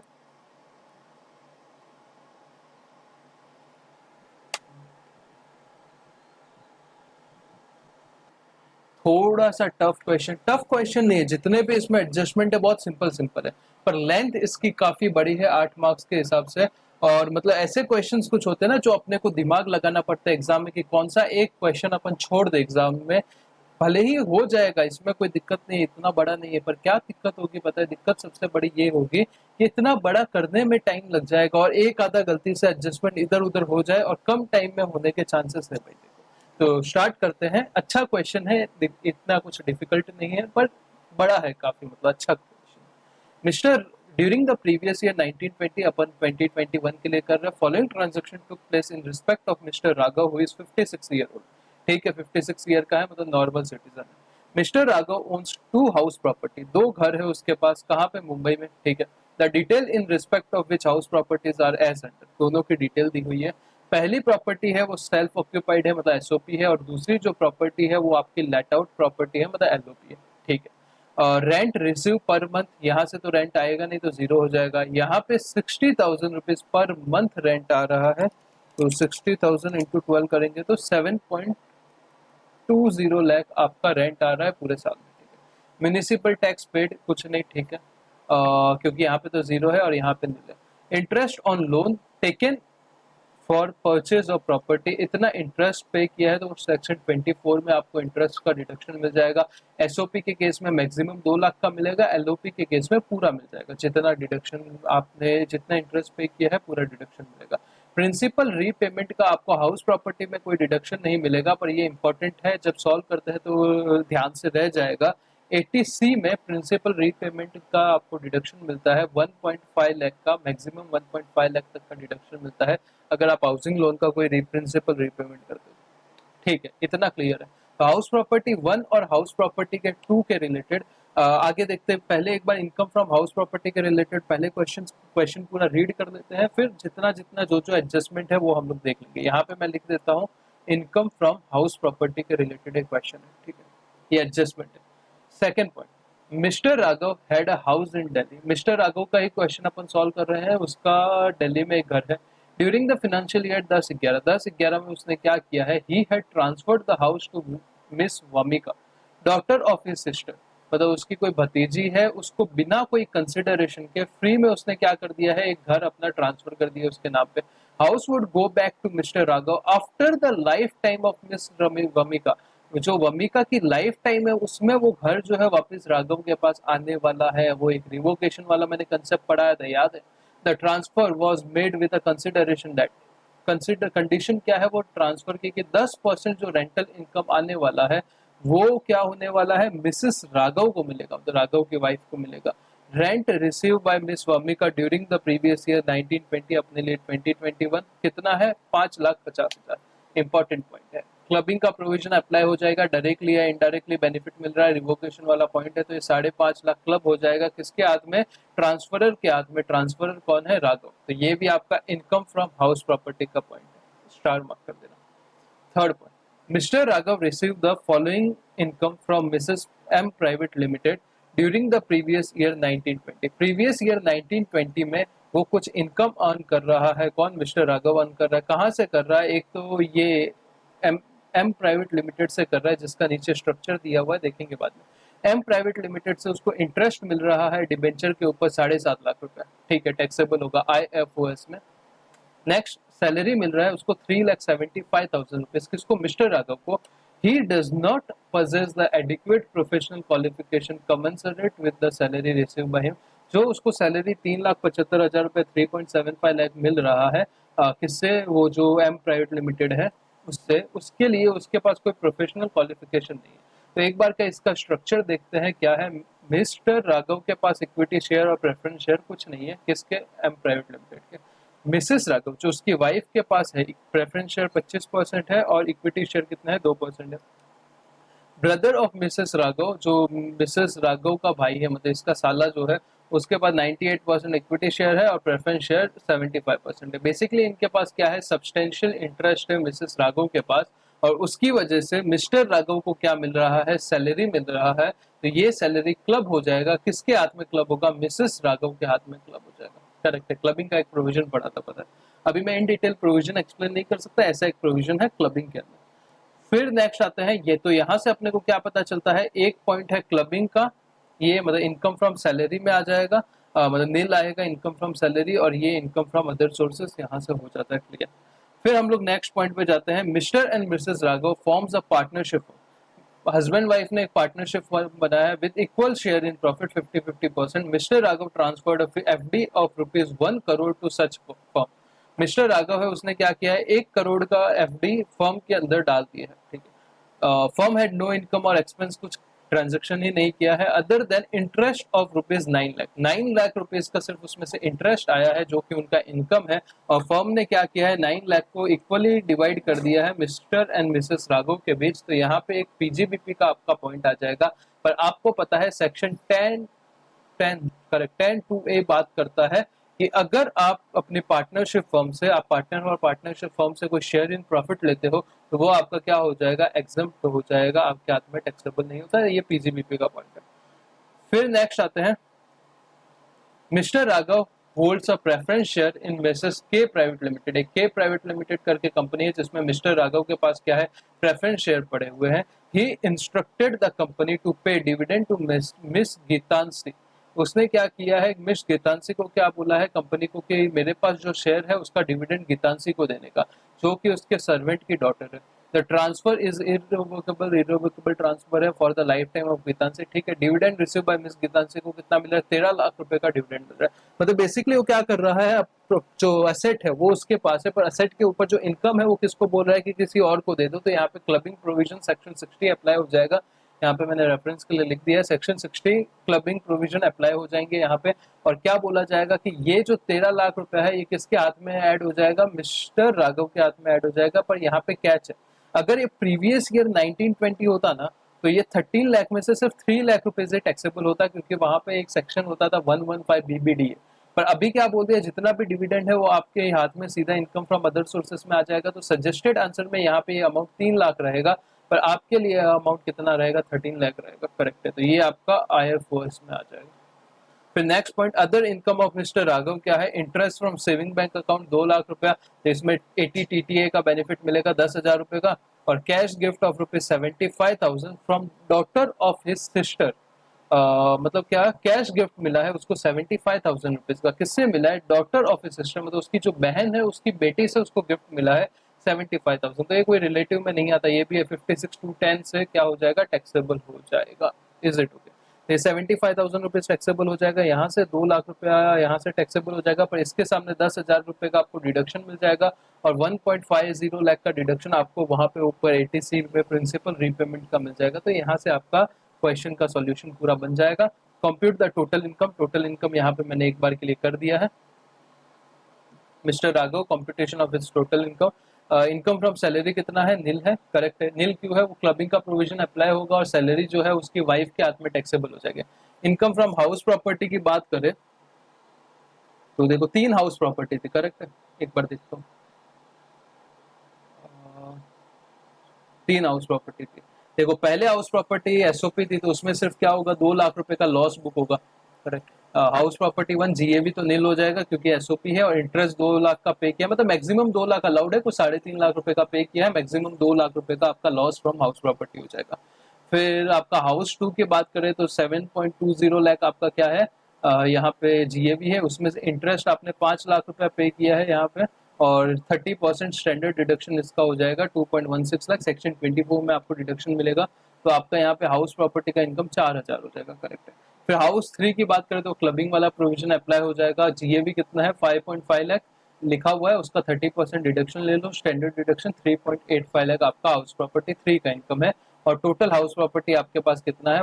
इनकम कितना होगा? 1.89 लाख। कैसे? 3.85 लाख ये हो गया, इसमें से 2 लाख लॉस क्या कर दो? लेस कर दो और 4,000 ऐड कर दो तो आपका 1.89 लाख आ जाएगा। फिर PGBP का एक प्रोविजन था जो क्या बोलता था आपका, अगर पार्टनरशिप फर्म से आप पार्टनर को कोई शेयर मिलता है तो वो वैसे भी क्या हो जाएगा? एग्जाम हो जाएगा, उसके हाथ में टैक्सेबल नहीं होगा 10(2) में। फिर IFOS में से 2-3 पॉइंट थे। इंटरेस्ट ऑन डिबेंचर था 7.5 लाख रुपया। डिविडेंड था 13 लाख रुपीज। अगर ये प्रीवियस ईयर 1920 होता तो यहाँ पे 3 लाख ही टैक्सेबल होता, वो भी सिर्फ 10% की रेट से, पर अभी ये नॉर्मल स्लैब में 13 लाख पूरा जाएगा। सेविंग बैंक इंटरेस्ट 2 लाख आ जाएगा और गिफ्ट 75,000 आ जाएगा। ठीक है। उसके बाद डिडक्शन 80 TTA का 10,000 और ATC का प्रिंसिपल रीपेमेंट का 1.50 लाख। तो यहाँ से आपका ये क्वेश्चन सॉल्व हो जाएगा। बस इतने ही एडजस्टमेंट है। एक काम करो, ये एक बार के लिए सजेस्टेड आंसर पढ़ो और हर एक एडजस्टमेंट के नीचे आपको नोट्स लिखना है जो कि बेहद जरूरी है, उसके बिना काम नहीं बनेगा। ये रहा आपका आंसर। आंसर मैं ये टेलीग्राम में डाल दूंगा, आप देख लो अपना, दोनों का टाइम वेस्ट होगा अदरवाइज। ठीक है, मैं टेलीग्राम में डाल दूंगा, आप देख लेना। पर इसमें क्या रहेगा, सजेस्टेड वाले में वहां पे वो 3 लाख रुपए इनकम फ्रॉम अदर सोर्सेज में टैक्सेबल रहेगा। क्वेश्चन नंबर 1, कौन सा? क्वेश्चन नंबर 1 जो कि सबसे बड़ा कंपटीशन वाला क्वेश्चन है। तो एक सेकेंड, ये मैं निकाल देता हूँ। मैंने एक्चुअली रिकॉर्डिंग किया था, यहाँ पे पीछे बारिश आ रहा है तो मैं चेक कर रहा था कि कहीं नॉइस तो नहीं आ रहा बहुत ज़्यादा। अगर नॉइस आ रहा रहेगा तो कोई मतलब नहीं है, but mike is good, noise नहीं आ रहा। थोड़ा बहुत आ रहा रहेगा तो भाई मुंबई की बारिश से कुछ नहीं कर सकते भाई, इग्नोर करना। ओके, वापस स्टार्ट करते हैं। क्वेश्चन नंबर 1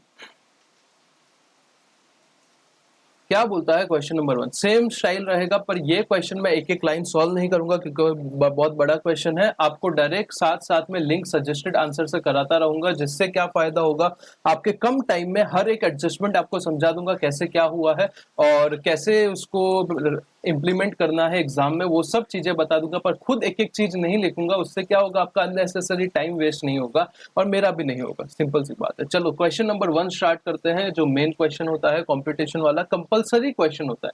तो सर इसमें इतने सारे एडजस्टमेंट होते हैं, अगर कुछ एडजस्टमेंट रॉन्ग हो गए तो पूरे मार्क्स काट देंगे क्या? 14 मार्क्स पूरे काट देंगे? देखो भाई, अगर सबसे पहले ये समझो, CA एक ऐसा कोर्स है जिसमें स्टेप वाइज मार्किंग होता है। बहुत सारे लोग बोलेंगे नहीं होता, अगर एक एडजस्टमेंट गलत तो सब कुछ गलत। भाई अगर सब कुछ गलत करना होता ना, एक एडजस्टमेंट अगर गलत होता तो आधे CA जो आज के दिन पे बैठे हैं वो CA नहीं होते। भाई ओपनली बोलता हूँ, उसमें कोई दिक्कत की बात नहीं। स्टेप वाइज नहीं होगा क्या? हर एक आंसर परफेक्ट सबका आता है क्या? नहीं आता यार, पॉसिबल ही नहीं आना। जरूरी थोड़ी वो 3 घंटे में वो चीज याद आए, पता है फिर भी हो सकता है यार गलती, गाई गाई में रिटर्न राइटिंग करते हैं अपन 3 घंटे में पूरा पेपर, उससे बहुत सारी ऐसे एरर हो जाते हैं जो हमें ही नहीं पता होते वो टाइम पे गाई गाई में। तो भाई स्टेप वाइज मार्किंग मिलता है, कोई दिक्कत की बात नहीं है। जितने स्टेप सही करोगे, जितने एडजस्टमेंट सही करोगे, उनके रिस्पेक्टिव मार्क्स आपको मिल जाएंगे, कोई दिक्कत की बात नहीं है। ठीक है। मिस्टर कृष्णा, एजेड 65 ईयर्स, 65 साल का आदमी है, फर्नीचर मैन्युफैक्चरर है, जिसका प्रॉफिट है 5 crore 64 lakh 44,700।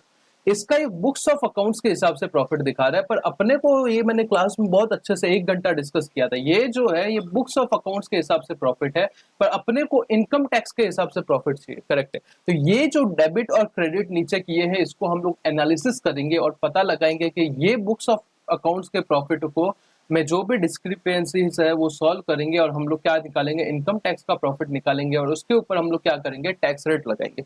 Is it okay? इतना समझा? यस, इतना समझा। तो ये 5 करोड़ 64 लाख पे टैक्स नहीं लगा ना, क्योंकि ये 5 करोड़ 64 लाख जो है वो कैसा प्रॉफिट है, ये आपका बुक्स ऑफ अकाउंट्स का प्रॉफिट है। तो ये जो पीएनएल दिख रहा है टी फॉर्मेट में अभी नहीं होता, पर समझो इसमें ये जो प्रॉफिट है ये 5 करोड़ 64 लाख है, इसमें कुछ एड लेस ऑलरेडी किया हुआ है जो हम लोग देखते हैं। ठीक है, सबसे पहला डेबिट किया हुआ है। डेबिट किया हुआ है मतलब क्या है, यहाँ पे डाला हुआ है जिसकी वजह से प्रॉफिट कम हुआ है। अगर ये गलत डेबिट किया रहेगा तो हम लोग क्या करेंगे, वापस ऐड कर देंगे, क्योंकि वापस प्रॉफिट बढ़ा देंगे। सिंपल सी चीज है।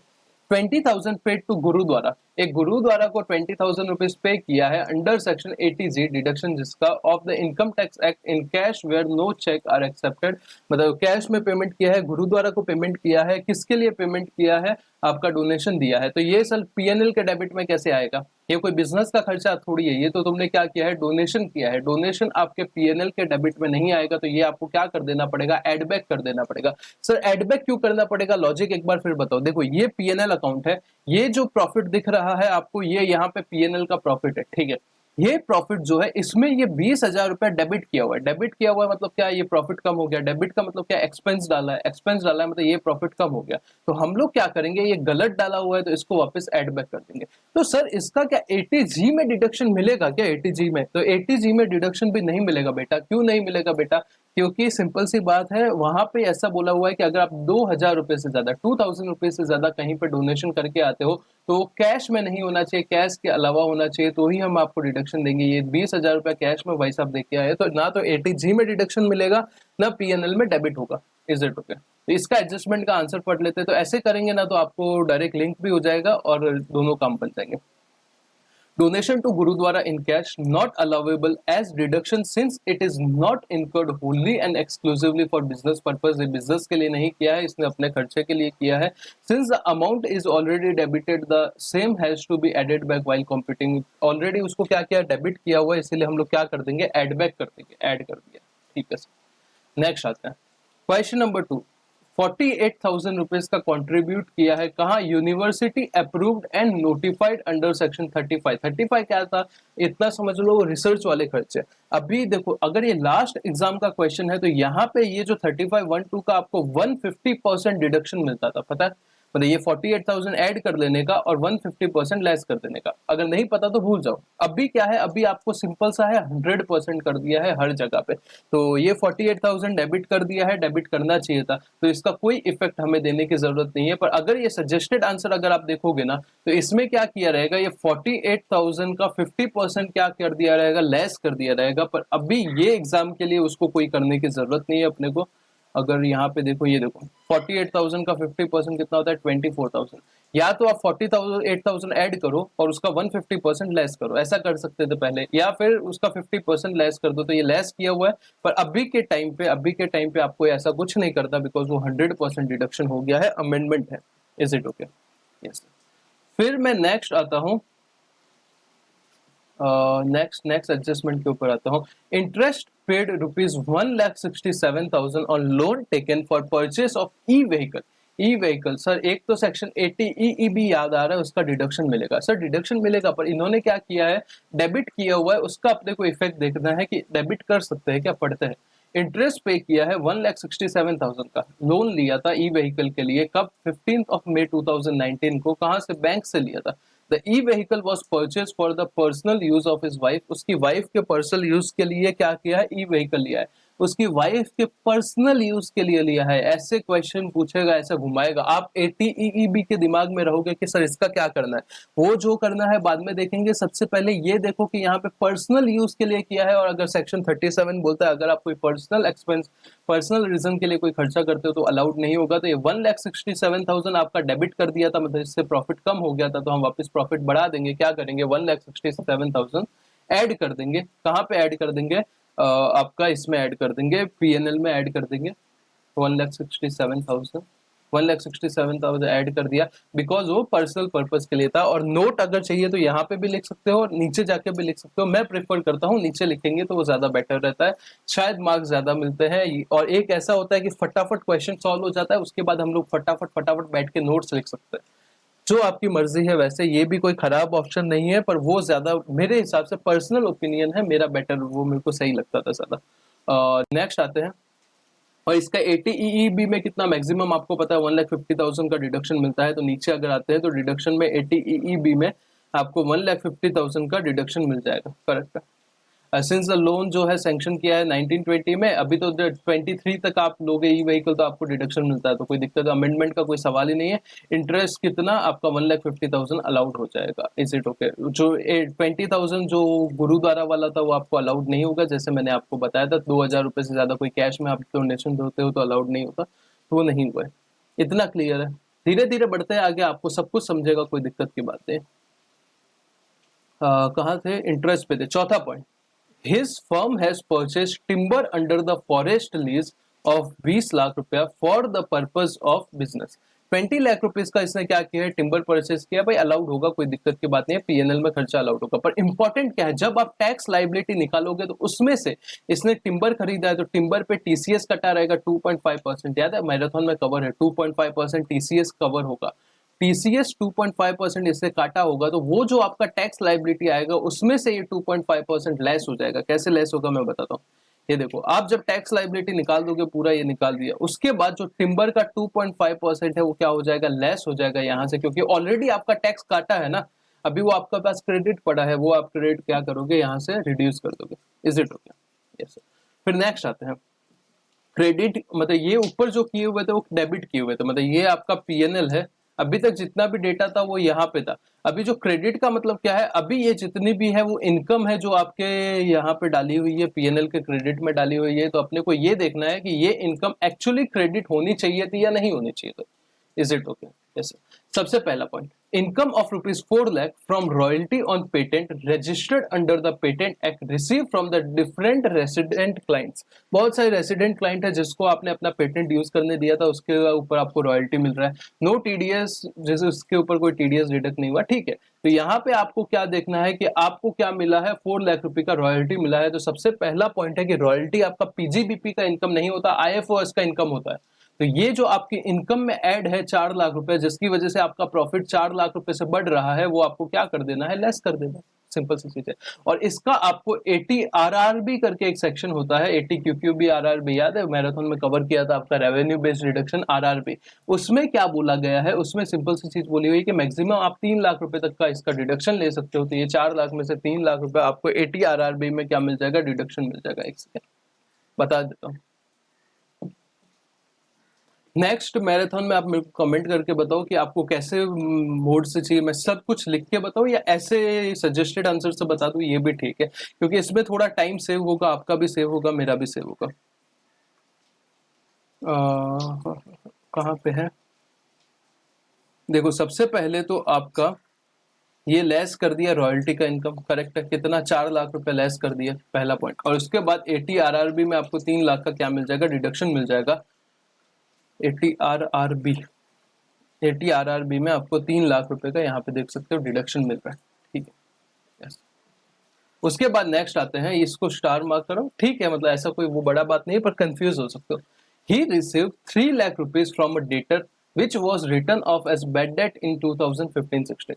2015-16 में उसने कोई बैड डेट करके क्लेम किया था, बैड डेट राइट ऑफ किया था कि भाई ये पैसा नहीं आने वाला, वो पैसा आपको मिल गया। कितना मिल गया? 3 लाख रुपए मिल गया, ठीक है। Amount due from the debtor which was return of as a bad was 5 lakh. Total amount कितना था? जो बैड डेट हुआ था 5 लाख था। उसमें से टैक्स ऑफिसर ने कितना अलाउड किया था? सिर्फ 3 लाख रुपए अलाउड किया था, मतलब पीएनएल के डेबिट में आपको क्रेडिट में सिर्फ 3 लाख लेके जाने को दिया था। अलाउड सिर्फ कितना किया था? 3 लाख किया था, मतलब 2 लाख नहीं किया था। अभी यहाँ पे 3 लाख रिकवर हुआ है, तो कितना आप मैक्सिमम लेस करोगे? इनकम कितना लेस करोगे? सिर्फ 2 लाख लेस करोगे, बिकॉज पहले 2 लाख ही तो डिसअलाउड था, करेक्ट है। तो यहाँ से ये जो है वो 2 लाख लेस हो जाएगा। तो इसका एडजस्टमेंट यहाँ पे देख लेते हैं और रीड कर लेते हैं नोट्स में क्या दिया है। एक second bad debt recovered, actual bad debt कितना था, 2 लाख रुपया था, debt is 5 lakh less 3 lakh rupees, 5 lakh रुपया बेड डेट था, 3 लाख अलाउड कर दिया था, मतलब एक्चुअल बेड डेट तो 2 लाख ही था। Being the amount of bed debt recovered, bed date return of is rupees 3 lakh, कितना राइट ऑफ किया, 3 लाख किया है। Bed debt recovered I am sorry, bad debt recovered to the extent rupees 1 lakh being excess of the bad debt recovered over the actual bad debt would be the business income, जो excess वाला है वो business income, since the entire 3 lakh is credited to PNL, उसने क्या किया है, पूरा 3 लाख रुपया क्रेडिट कर दिया है, कितना रिड्यूस होगा, 2 लाख रुपया रिड्यूस हो जाएगा, सिंपल चीज है। फिर नेक्स्ट आते हैं, he sold some furniture to his brother for 7 lakh rupees, fair market value कितना है, 9 लाख रुपए, कितने का फर्नीचर है, 9 लाख का है, बाहर 7 लाख में बेच दिया। सर 48(2) सेक्शन एप्लीकेबल होगा क्या, मारूंगा एक थप्पड़ 48(2) नहीं एप्लीकेबल होगा। 48(2) क्या बोलता था, 48(2) सिंपल सी चीज बोलता था, अगर आप अनरीजनेबल या अनएक्सेस या फिर बिजनेस की नीड से ज्यादा कोई पेमेंट करते हो, यहाँ पे आपको रिसिप्ट हो रहा है तो आपको कोई एडजस्टमेंट नहीं करना, कंफ्यूज कर सकते हैं। फिर डेप्रिसिएशन की बात करें तो डेप्रिसिएशन क्या बोलता है, depreciation in books of accounts is computed by applying the rate prescribed under income tax law, income tax के हिसाब से ही इनका डेप्रिसिएशन निकाला है, तो कोई कुछ करने की जरूरत नहीं है। Second point, mister Krishna has purchase a new car of rupees 12 lakh, 12 lakh रुपए का एक नया कार कृष्णा जी ने परचेज किया है on 1st of September 2019 and the same was put to use in the business on the same date, no depreciation for the same has been taken, मतलब depreciation इसमें नहीं लिया है, किसमें नहीं लिया है, जो इसने कार परचेस किया था उसमें क्या किया है, डेप्रिसिएशन आपने नहीं लिया है, तो डेप्रिसिएशन ले लो। डेप्रिसिएशन का रेट कितना आएगा सर, 15% आएगा क्या, नहीं आएगा, क्यों, अगर आप 23 अगस्त से लेकर 31 मार्च के बीच में खरीदते तो मैंने क्या बोला था, 15% और बढ़ जाता है रेट, तो रेट कितना रहेगा, 30% रेट रहेगा, 12 लाख का 30% कितना आएगा, एक बार 12 लाख का 30%, 3,60,000, 3.60 लाख आपका क्या हो जाएगा, डेप्रिसिएशन का अमाउंट हो जाएगा, ठीक है। पर इसमें एक और इम्पोर्टेंट कैच है, क्या कैच है सर, टीसीएस का कंसेप्ट यहाँ पे भी आएगा, 12 लाख के ऊपर टीसीएस भी कटेगा, जो कि आपका लास्ट टैक्स लाइबिलिटी से क्या हो जाएगा, लेस हो जाएगा, ठीक है सर। ये वाला 24,000 का तो ये साल में कोई इफेक्ट होगा ही नहीं, बिकॉज आपका 100% कर दिया है, पहले 150% होता था। ये 3,60,000 क्या है सर, ये 3,60,000 डेप्रिसिएशन का अमाउंट है जो अभी हम लोग ने कैलकुलेट किया है। और आगे जाएंगे तो आगे एक और चीज आएगी, टीसीएस वाला अमाउंट जो मैं बताना चाहूंगा, यहाँ से देखो ये टीसीएस लेस हो जाएगा कितना, 12,000 रुपया, क्योंकि वो टीसीएस काट के आपको गाड़ी दिया रहेगा ना, तो वो टीसीएस कितना आपका 1% कटेगा 12 लाख रुपए के ऊपर, क्योंकि मोटर व्हीकल का वैल्यू कितना है, 10 लाख रुपए से ज्यादा है, 10 लाख रुपए के ऊपर कटता है। तो जो भी अमाउंट है 12 लाख का 1%, 12,000 रुपए क्या हो जाएगा, आपके टैक्स लाइबिलिटी से लेस हो जाएगा। ये जो पॉइंट्स है ना, ये कंफ्यूजिंग पॉइंट है, ये आपको कंफ्यूज कर सकते हैं, तो ये भाई ध्यान रखना। फिर हम आगे बढ़ते हैं, सेकंड लास्ट पॉइंट है क्वेश्चन नंबर पार्ट नंबर 3। अभी देखो ये ऊपर जो थे ना डेबिट एंड क्रेडिट, वो पीएनएल के अंदर डेबिट एंड क्रेडिट किए हुए थे, ये जो अदर इंफॉर्मेशन है ये इसमें कुछ नहीं है, ये अलग से इंफॉर्मेशन है, तो इसका अलग से अपन इफेक्ट दे रहे हैं, ठीक है। Mister Krishna had sold house on 30th मार्च 2017, 2017 को 30th। अभी देखो ये ईयर में जबरदस्ती का 18 करूँ, कोई जरूरत नहीं है, जहां अमेंडमेंट होगा मैं वहां बता दूंगा, ये साल अमेंडमेंट है तो वो अपने को ये साल के हिसाब से करेंगे, बाकी ईयर से कुछ फर्क नहीं पड़ता, ठीक है। Mister Krishna had sold a house on 30th March 2017 and deposited the long term capital gain of 25 lakh, मतलब 30 मार्च को उसने घर बेचा था, उसके ऊपर एलटीसीजी हुआ था 25 लाख का, उसको उसने कैपिटल गेन अकाउंट स्कीम में डाल दिया, तो उसका उसको डिडक्शन मिल जाता है, ठीक है। ऑन 1st मार्च 2020, 1 मार्च 2020 को उसने एक और घर बेच दिया है, कितने में बेचा है, 1 करोड़ रुपए में बेचा है, और उसमें एलटीसीजी हुआ है 50 लाख रुपए, पहले हुआ था 25 लाख, उसको उसने कैपिटल गेन अकाउंट स्कीम में डाल दिया, अभी हुआ है 50 लाख रुपया। उसको 50 लाख रुपए का जो कैपिटल गेन हुआ है और 1 करोड़ उसको सेल कंसिडरेशन मिला था, ये 1 करोड़ रुपए उसने नए कंस्ट्रक्शन के लिए यूज कर लिया है। तो देखो सेक्शन 54 सिंपल सी बात बोलता है कि आप क्या करते हो, आप एक घर बेचते हो, उससे कोई भी कैपिटल गेन होता है, और जो पैसा आता है उसको वापस दूसरे घर को कंस्ट्रक्शन एक्विजिशन -1 +2 +3 था ना, -1 +2 +3 उसके लिए यूज कर देते हो, तो आपको क्या हो जाएगा, वो कैपिटल गेन एग्जेम्प्ट हो जाएगा। तो यहाँ पे 50 लाख में से 50 लाख एग्जेम्प्ट हो जाएगा, और ये जो 25 लाख इसने निकाला है, विड्रॉ किया है, वो भी यूज किया है ये कंस्ट्रक्शन के लिए, तो इसका भी कोई टैक्सेबिलिटी नहीं होगा। तो आपका long term capital gain 50 lakh, उसका एग्जेम्पशन भी 50 लाख हो जाएगा, तो आपके ऊपर कोई टैक्स नहीं आएगा इस सिटो पे। सिंपल पॉइंट है। एक बार रीड कर लेते हैं। बारिश आ रहा है भाई, बहुत मस्त। लॉन्ग टर्म कैपिटल गेन 50 हुआ था, एग्जेम्पशन 54 में 50 मिल जाएगा, क्योंकि पूरा अमाउंट उसने किसके लिए यूज कर लिया है, कंस्ट्रक्शन के लिए, विद इन टाइम लिमिट -1 +2 +3 के अंदर अंदर कर दिया। -1 किसके लिए होता है, पहले 1 साल पहले आपने एक्वायर कर दिया, +2 अगर आप एक्विजिशन 2 साल के अंदर अंदर करते हो, +3 अगर आप कंस्ट्रक्शन 3 साल के अंदर अंदर करते हो तो आपको डिडक्शन दे देंगे। कैपिटल गेन जो 25 लाख का था, जो कैपिटल गेन अकाउंट स्कीम में डाला था, वो विड्रॉ किया है किसके लिए, कंस्ट्रक्शन के लिए किया है, स्टिपुलेटेड टाइम के अंदर अंदर, तो उसका भी आपको क्या टैक्स नहीं भरना पड़ेगा, कुछ नहीं करना पड़ेगा। Is it okay? फिर यहाँ पे देखो, जो पेटेंट मिला था वो आपका इनकम फ्रॉम अदर सोर्सेस में टैक्सेबल हो जाएगा। पीजीबीपी में से लेस किया था, आईएफओएस में ऐड कर देंगे, और 2-3 डिडक्शन है जो मैं फटाफट आपको बता देता हूँ। सबसे पहले क्या किया है, लमसम प्रीमियम पे किया है 30,000 rupees on 30th March 2020 for the medical policy. किसकी, खुद की और उसके वाइफ के। डिडक्शन मिलेगा, बिल्कुल मिलेगा। कितना मिलेगा, वो सीनियर सिटीजन है तो पर ईयर मैक्सिमम 30,000 रुपये, 50,000 रुपये मिलेगा, 50,000 रुपीज मैक्सिमम डिडक्शन मिलेगा। The policy shall be effective from 5 years. ये पॉलिसी 5 ईयर्स के लिए इफेक्टिव है, मतलब 30th मार्च से लेके 29th ऑफ मार्च 2025। तो अभी अपने को देखना है कितने साल के लिए पॉलिसी लिया है। तो सबसे पहला साल है 19-20, ये देखो मार्च 20 तक 19-20, फिर 20-21, फिर 22, फिर 23, फिर 24, फिर 25, यहाँ तक लिया है 25 तक। तो 1 2 3 4 5 6 साल के लिए पॉलिसी लिया है। अगर आपने ये देखा ना 5 साल के लिए लिया है और 5 डिवाइड बाय 5 कर दिया तो आपकी लग गई भाई, मार्क्स कटेंगे। 6 साल के लिए लिया है, 30,000 डिवाइड बाय 6 कितना आएगा, 5,000 रुपीज आपको क्या मिल जाएगा, 80D में डिडक्शन मिल जाएगा, 80D में डिडक्शन मिल जाएगा। और 8,000 रुपया कैश में पे किया है, किसके लिए, प्रिवेंटिव हेल्थ चेकअप के लिए। प्रिवेंटिव हेल्थ चेकअप के लिए मैक्सिमम मैंने कितना बताया था, 5,000 रुपया आपको डिडक्शन मिलेगा, तो 5,000 यहाँ पे डिडक्शन मिल जाएगा। तो 5,000 यहाँ पे 80D और 5,000 टोटल 80D, आपको 10,000 का डिडक्शन मिल जाएगा। यहाँ पे आपका बेसिकली खत्म हो जाएगा। और जो आपने घर बेचा था उसके ऊपर आपका टीडीएस कटा रहेगा, वो आपको टीडीएस क्या करना है, लेस कर देना है। 5,000 ये डिडक्शन, 5,000 ये डिडक्शन, और 80 ये जो आपने घर बेचा था 194 आईए पे आपका जो टीडीएस कटा रहेगा वो आपके टैक्स लाइबिलिटी से कम हो जाएगा।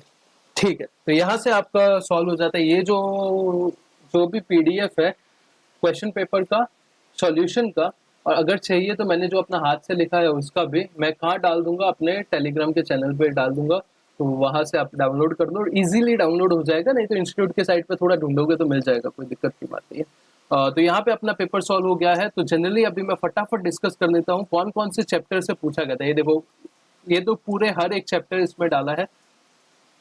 ये 8 मार्क्स पूरा का पूरा टीडीएस से पूछा है। अगर आप ऊपर भी देखोगे तो कितना सारा टीडीएस टीसीएस से पूछा गया, ये पूरा 8 मार्क्स टीडीएस से पूछा है ये लोग ने।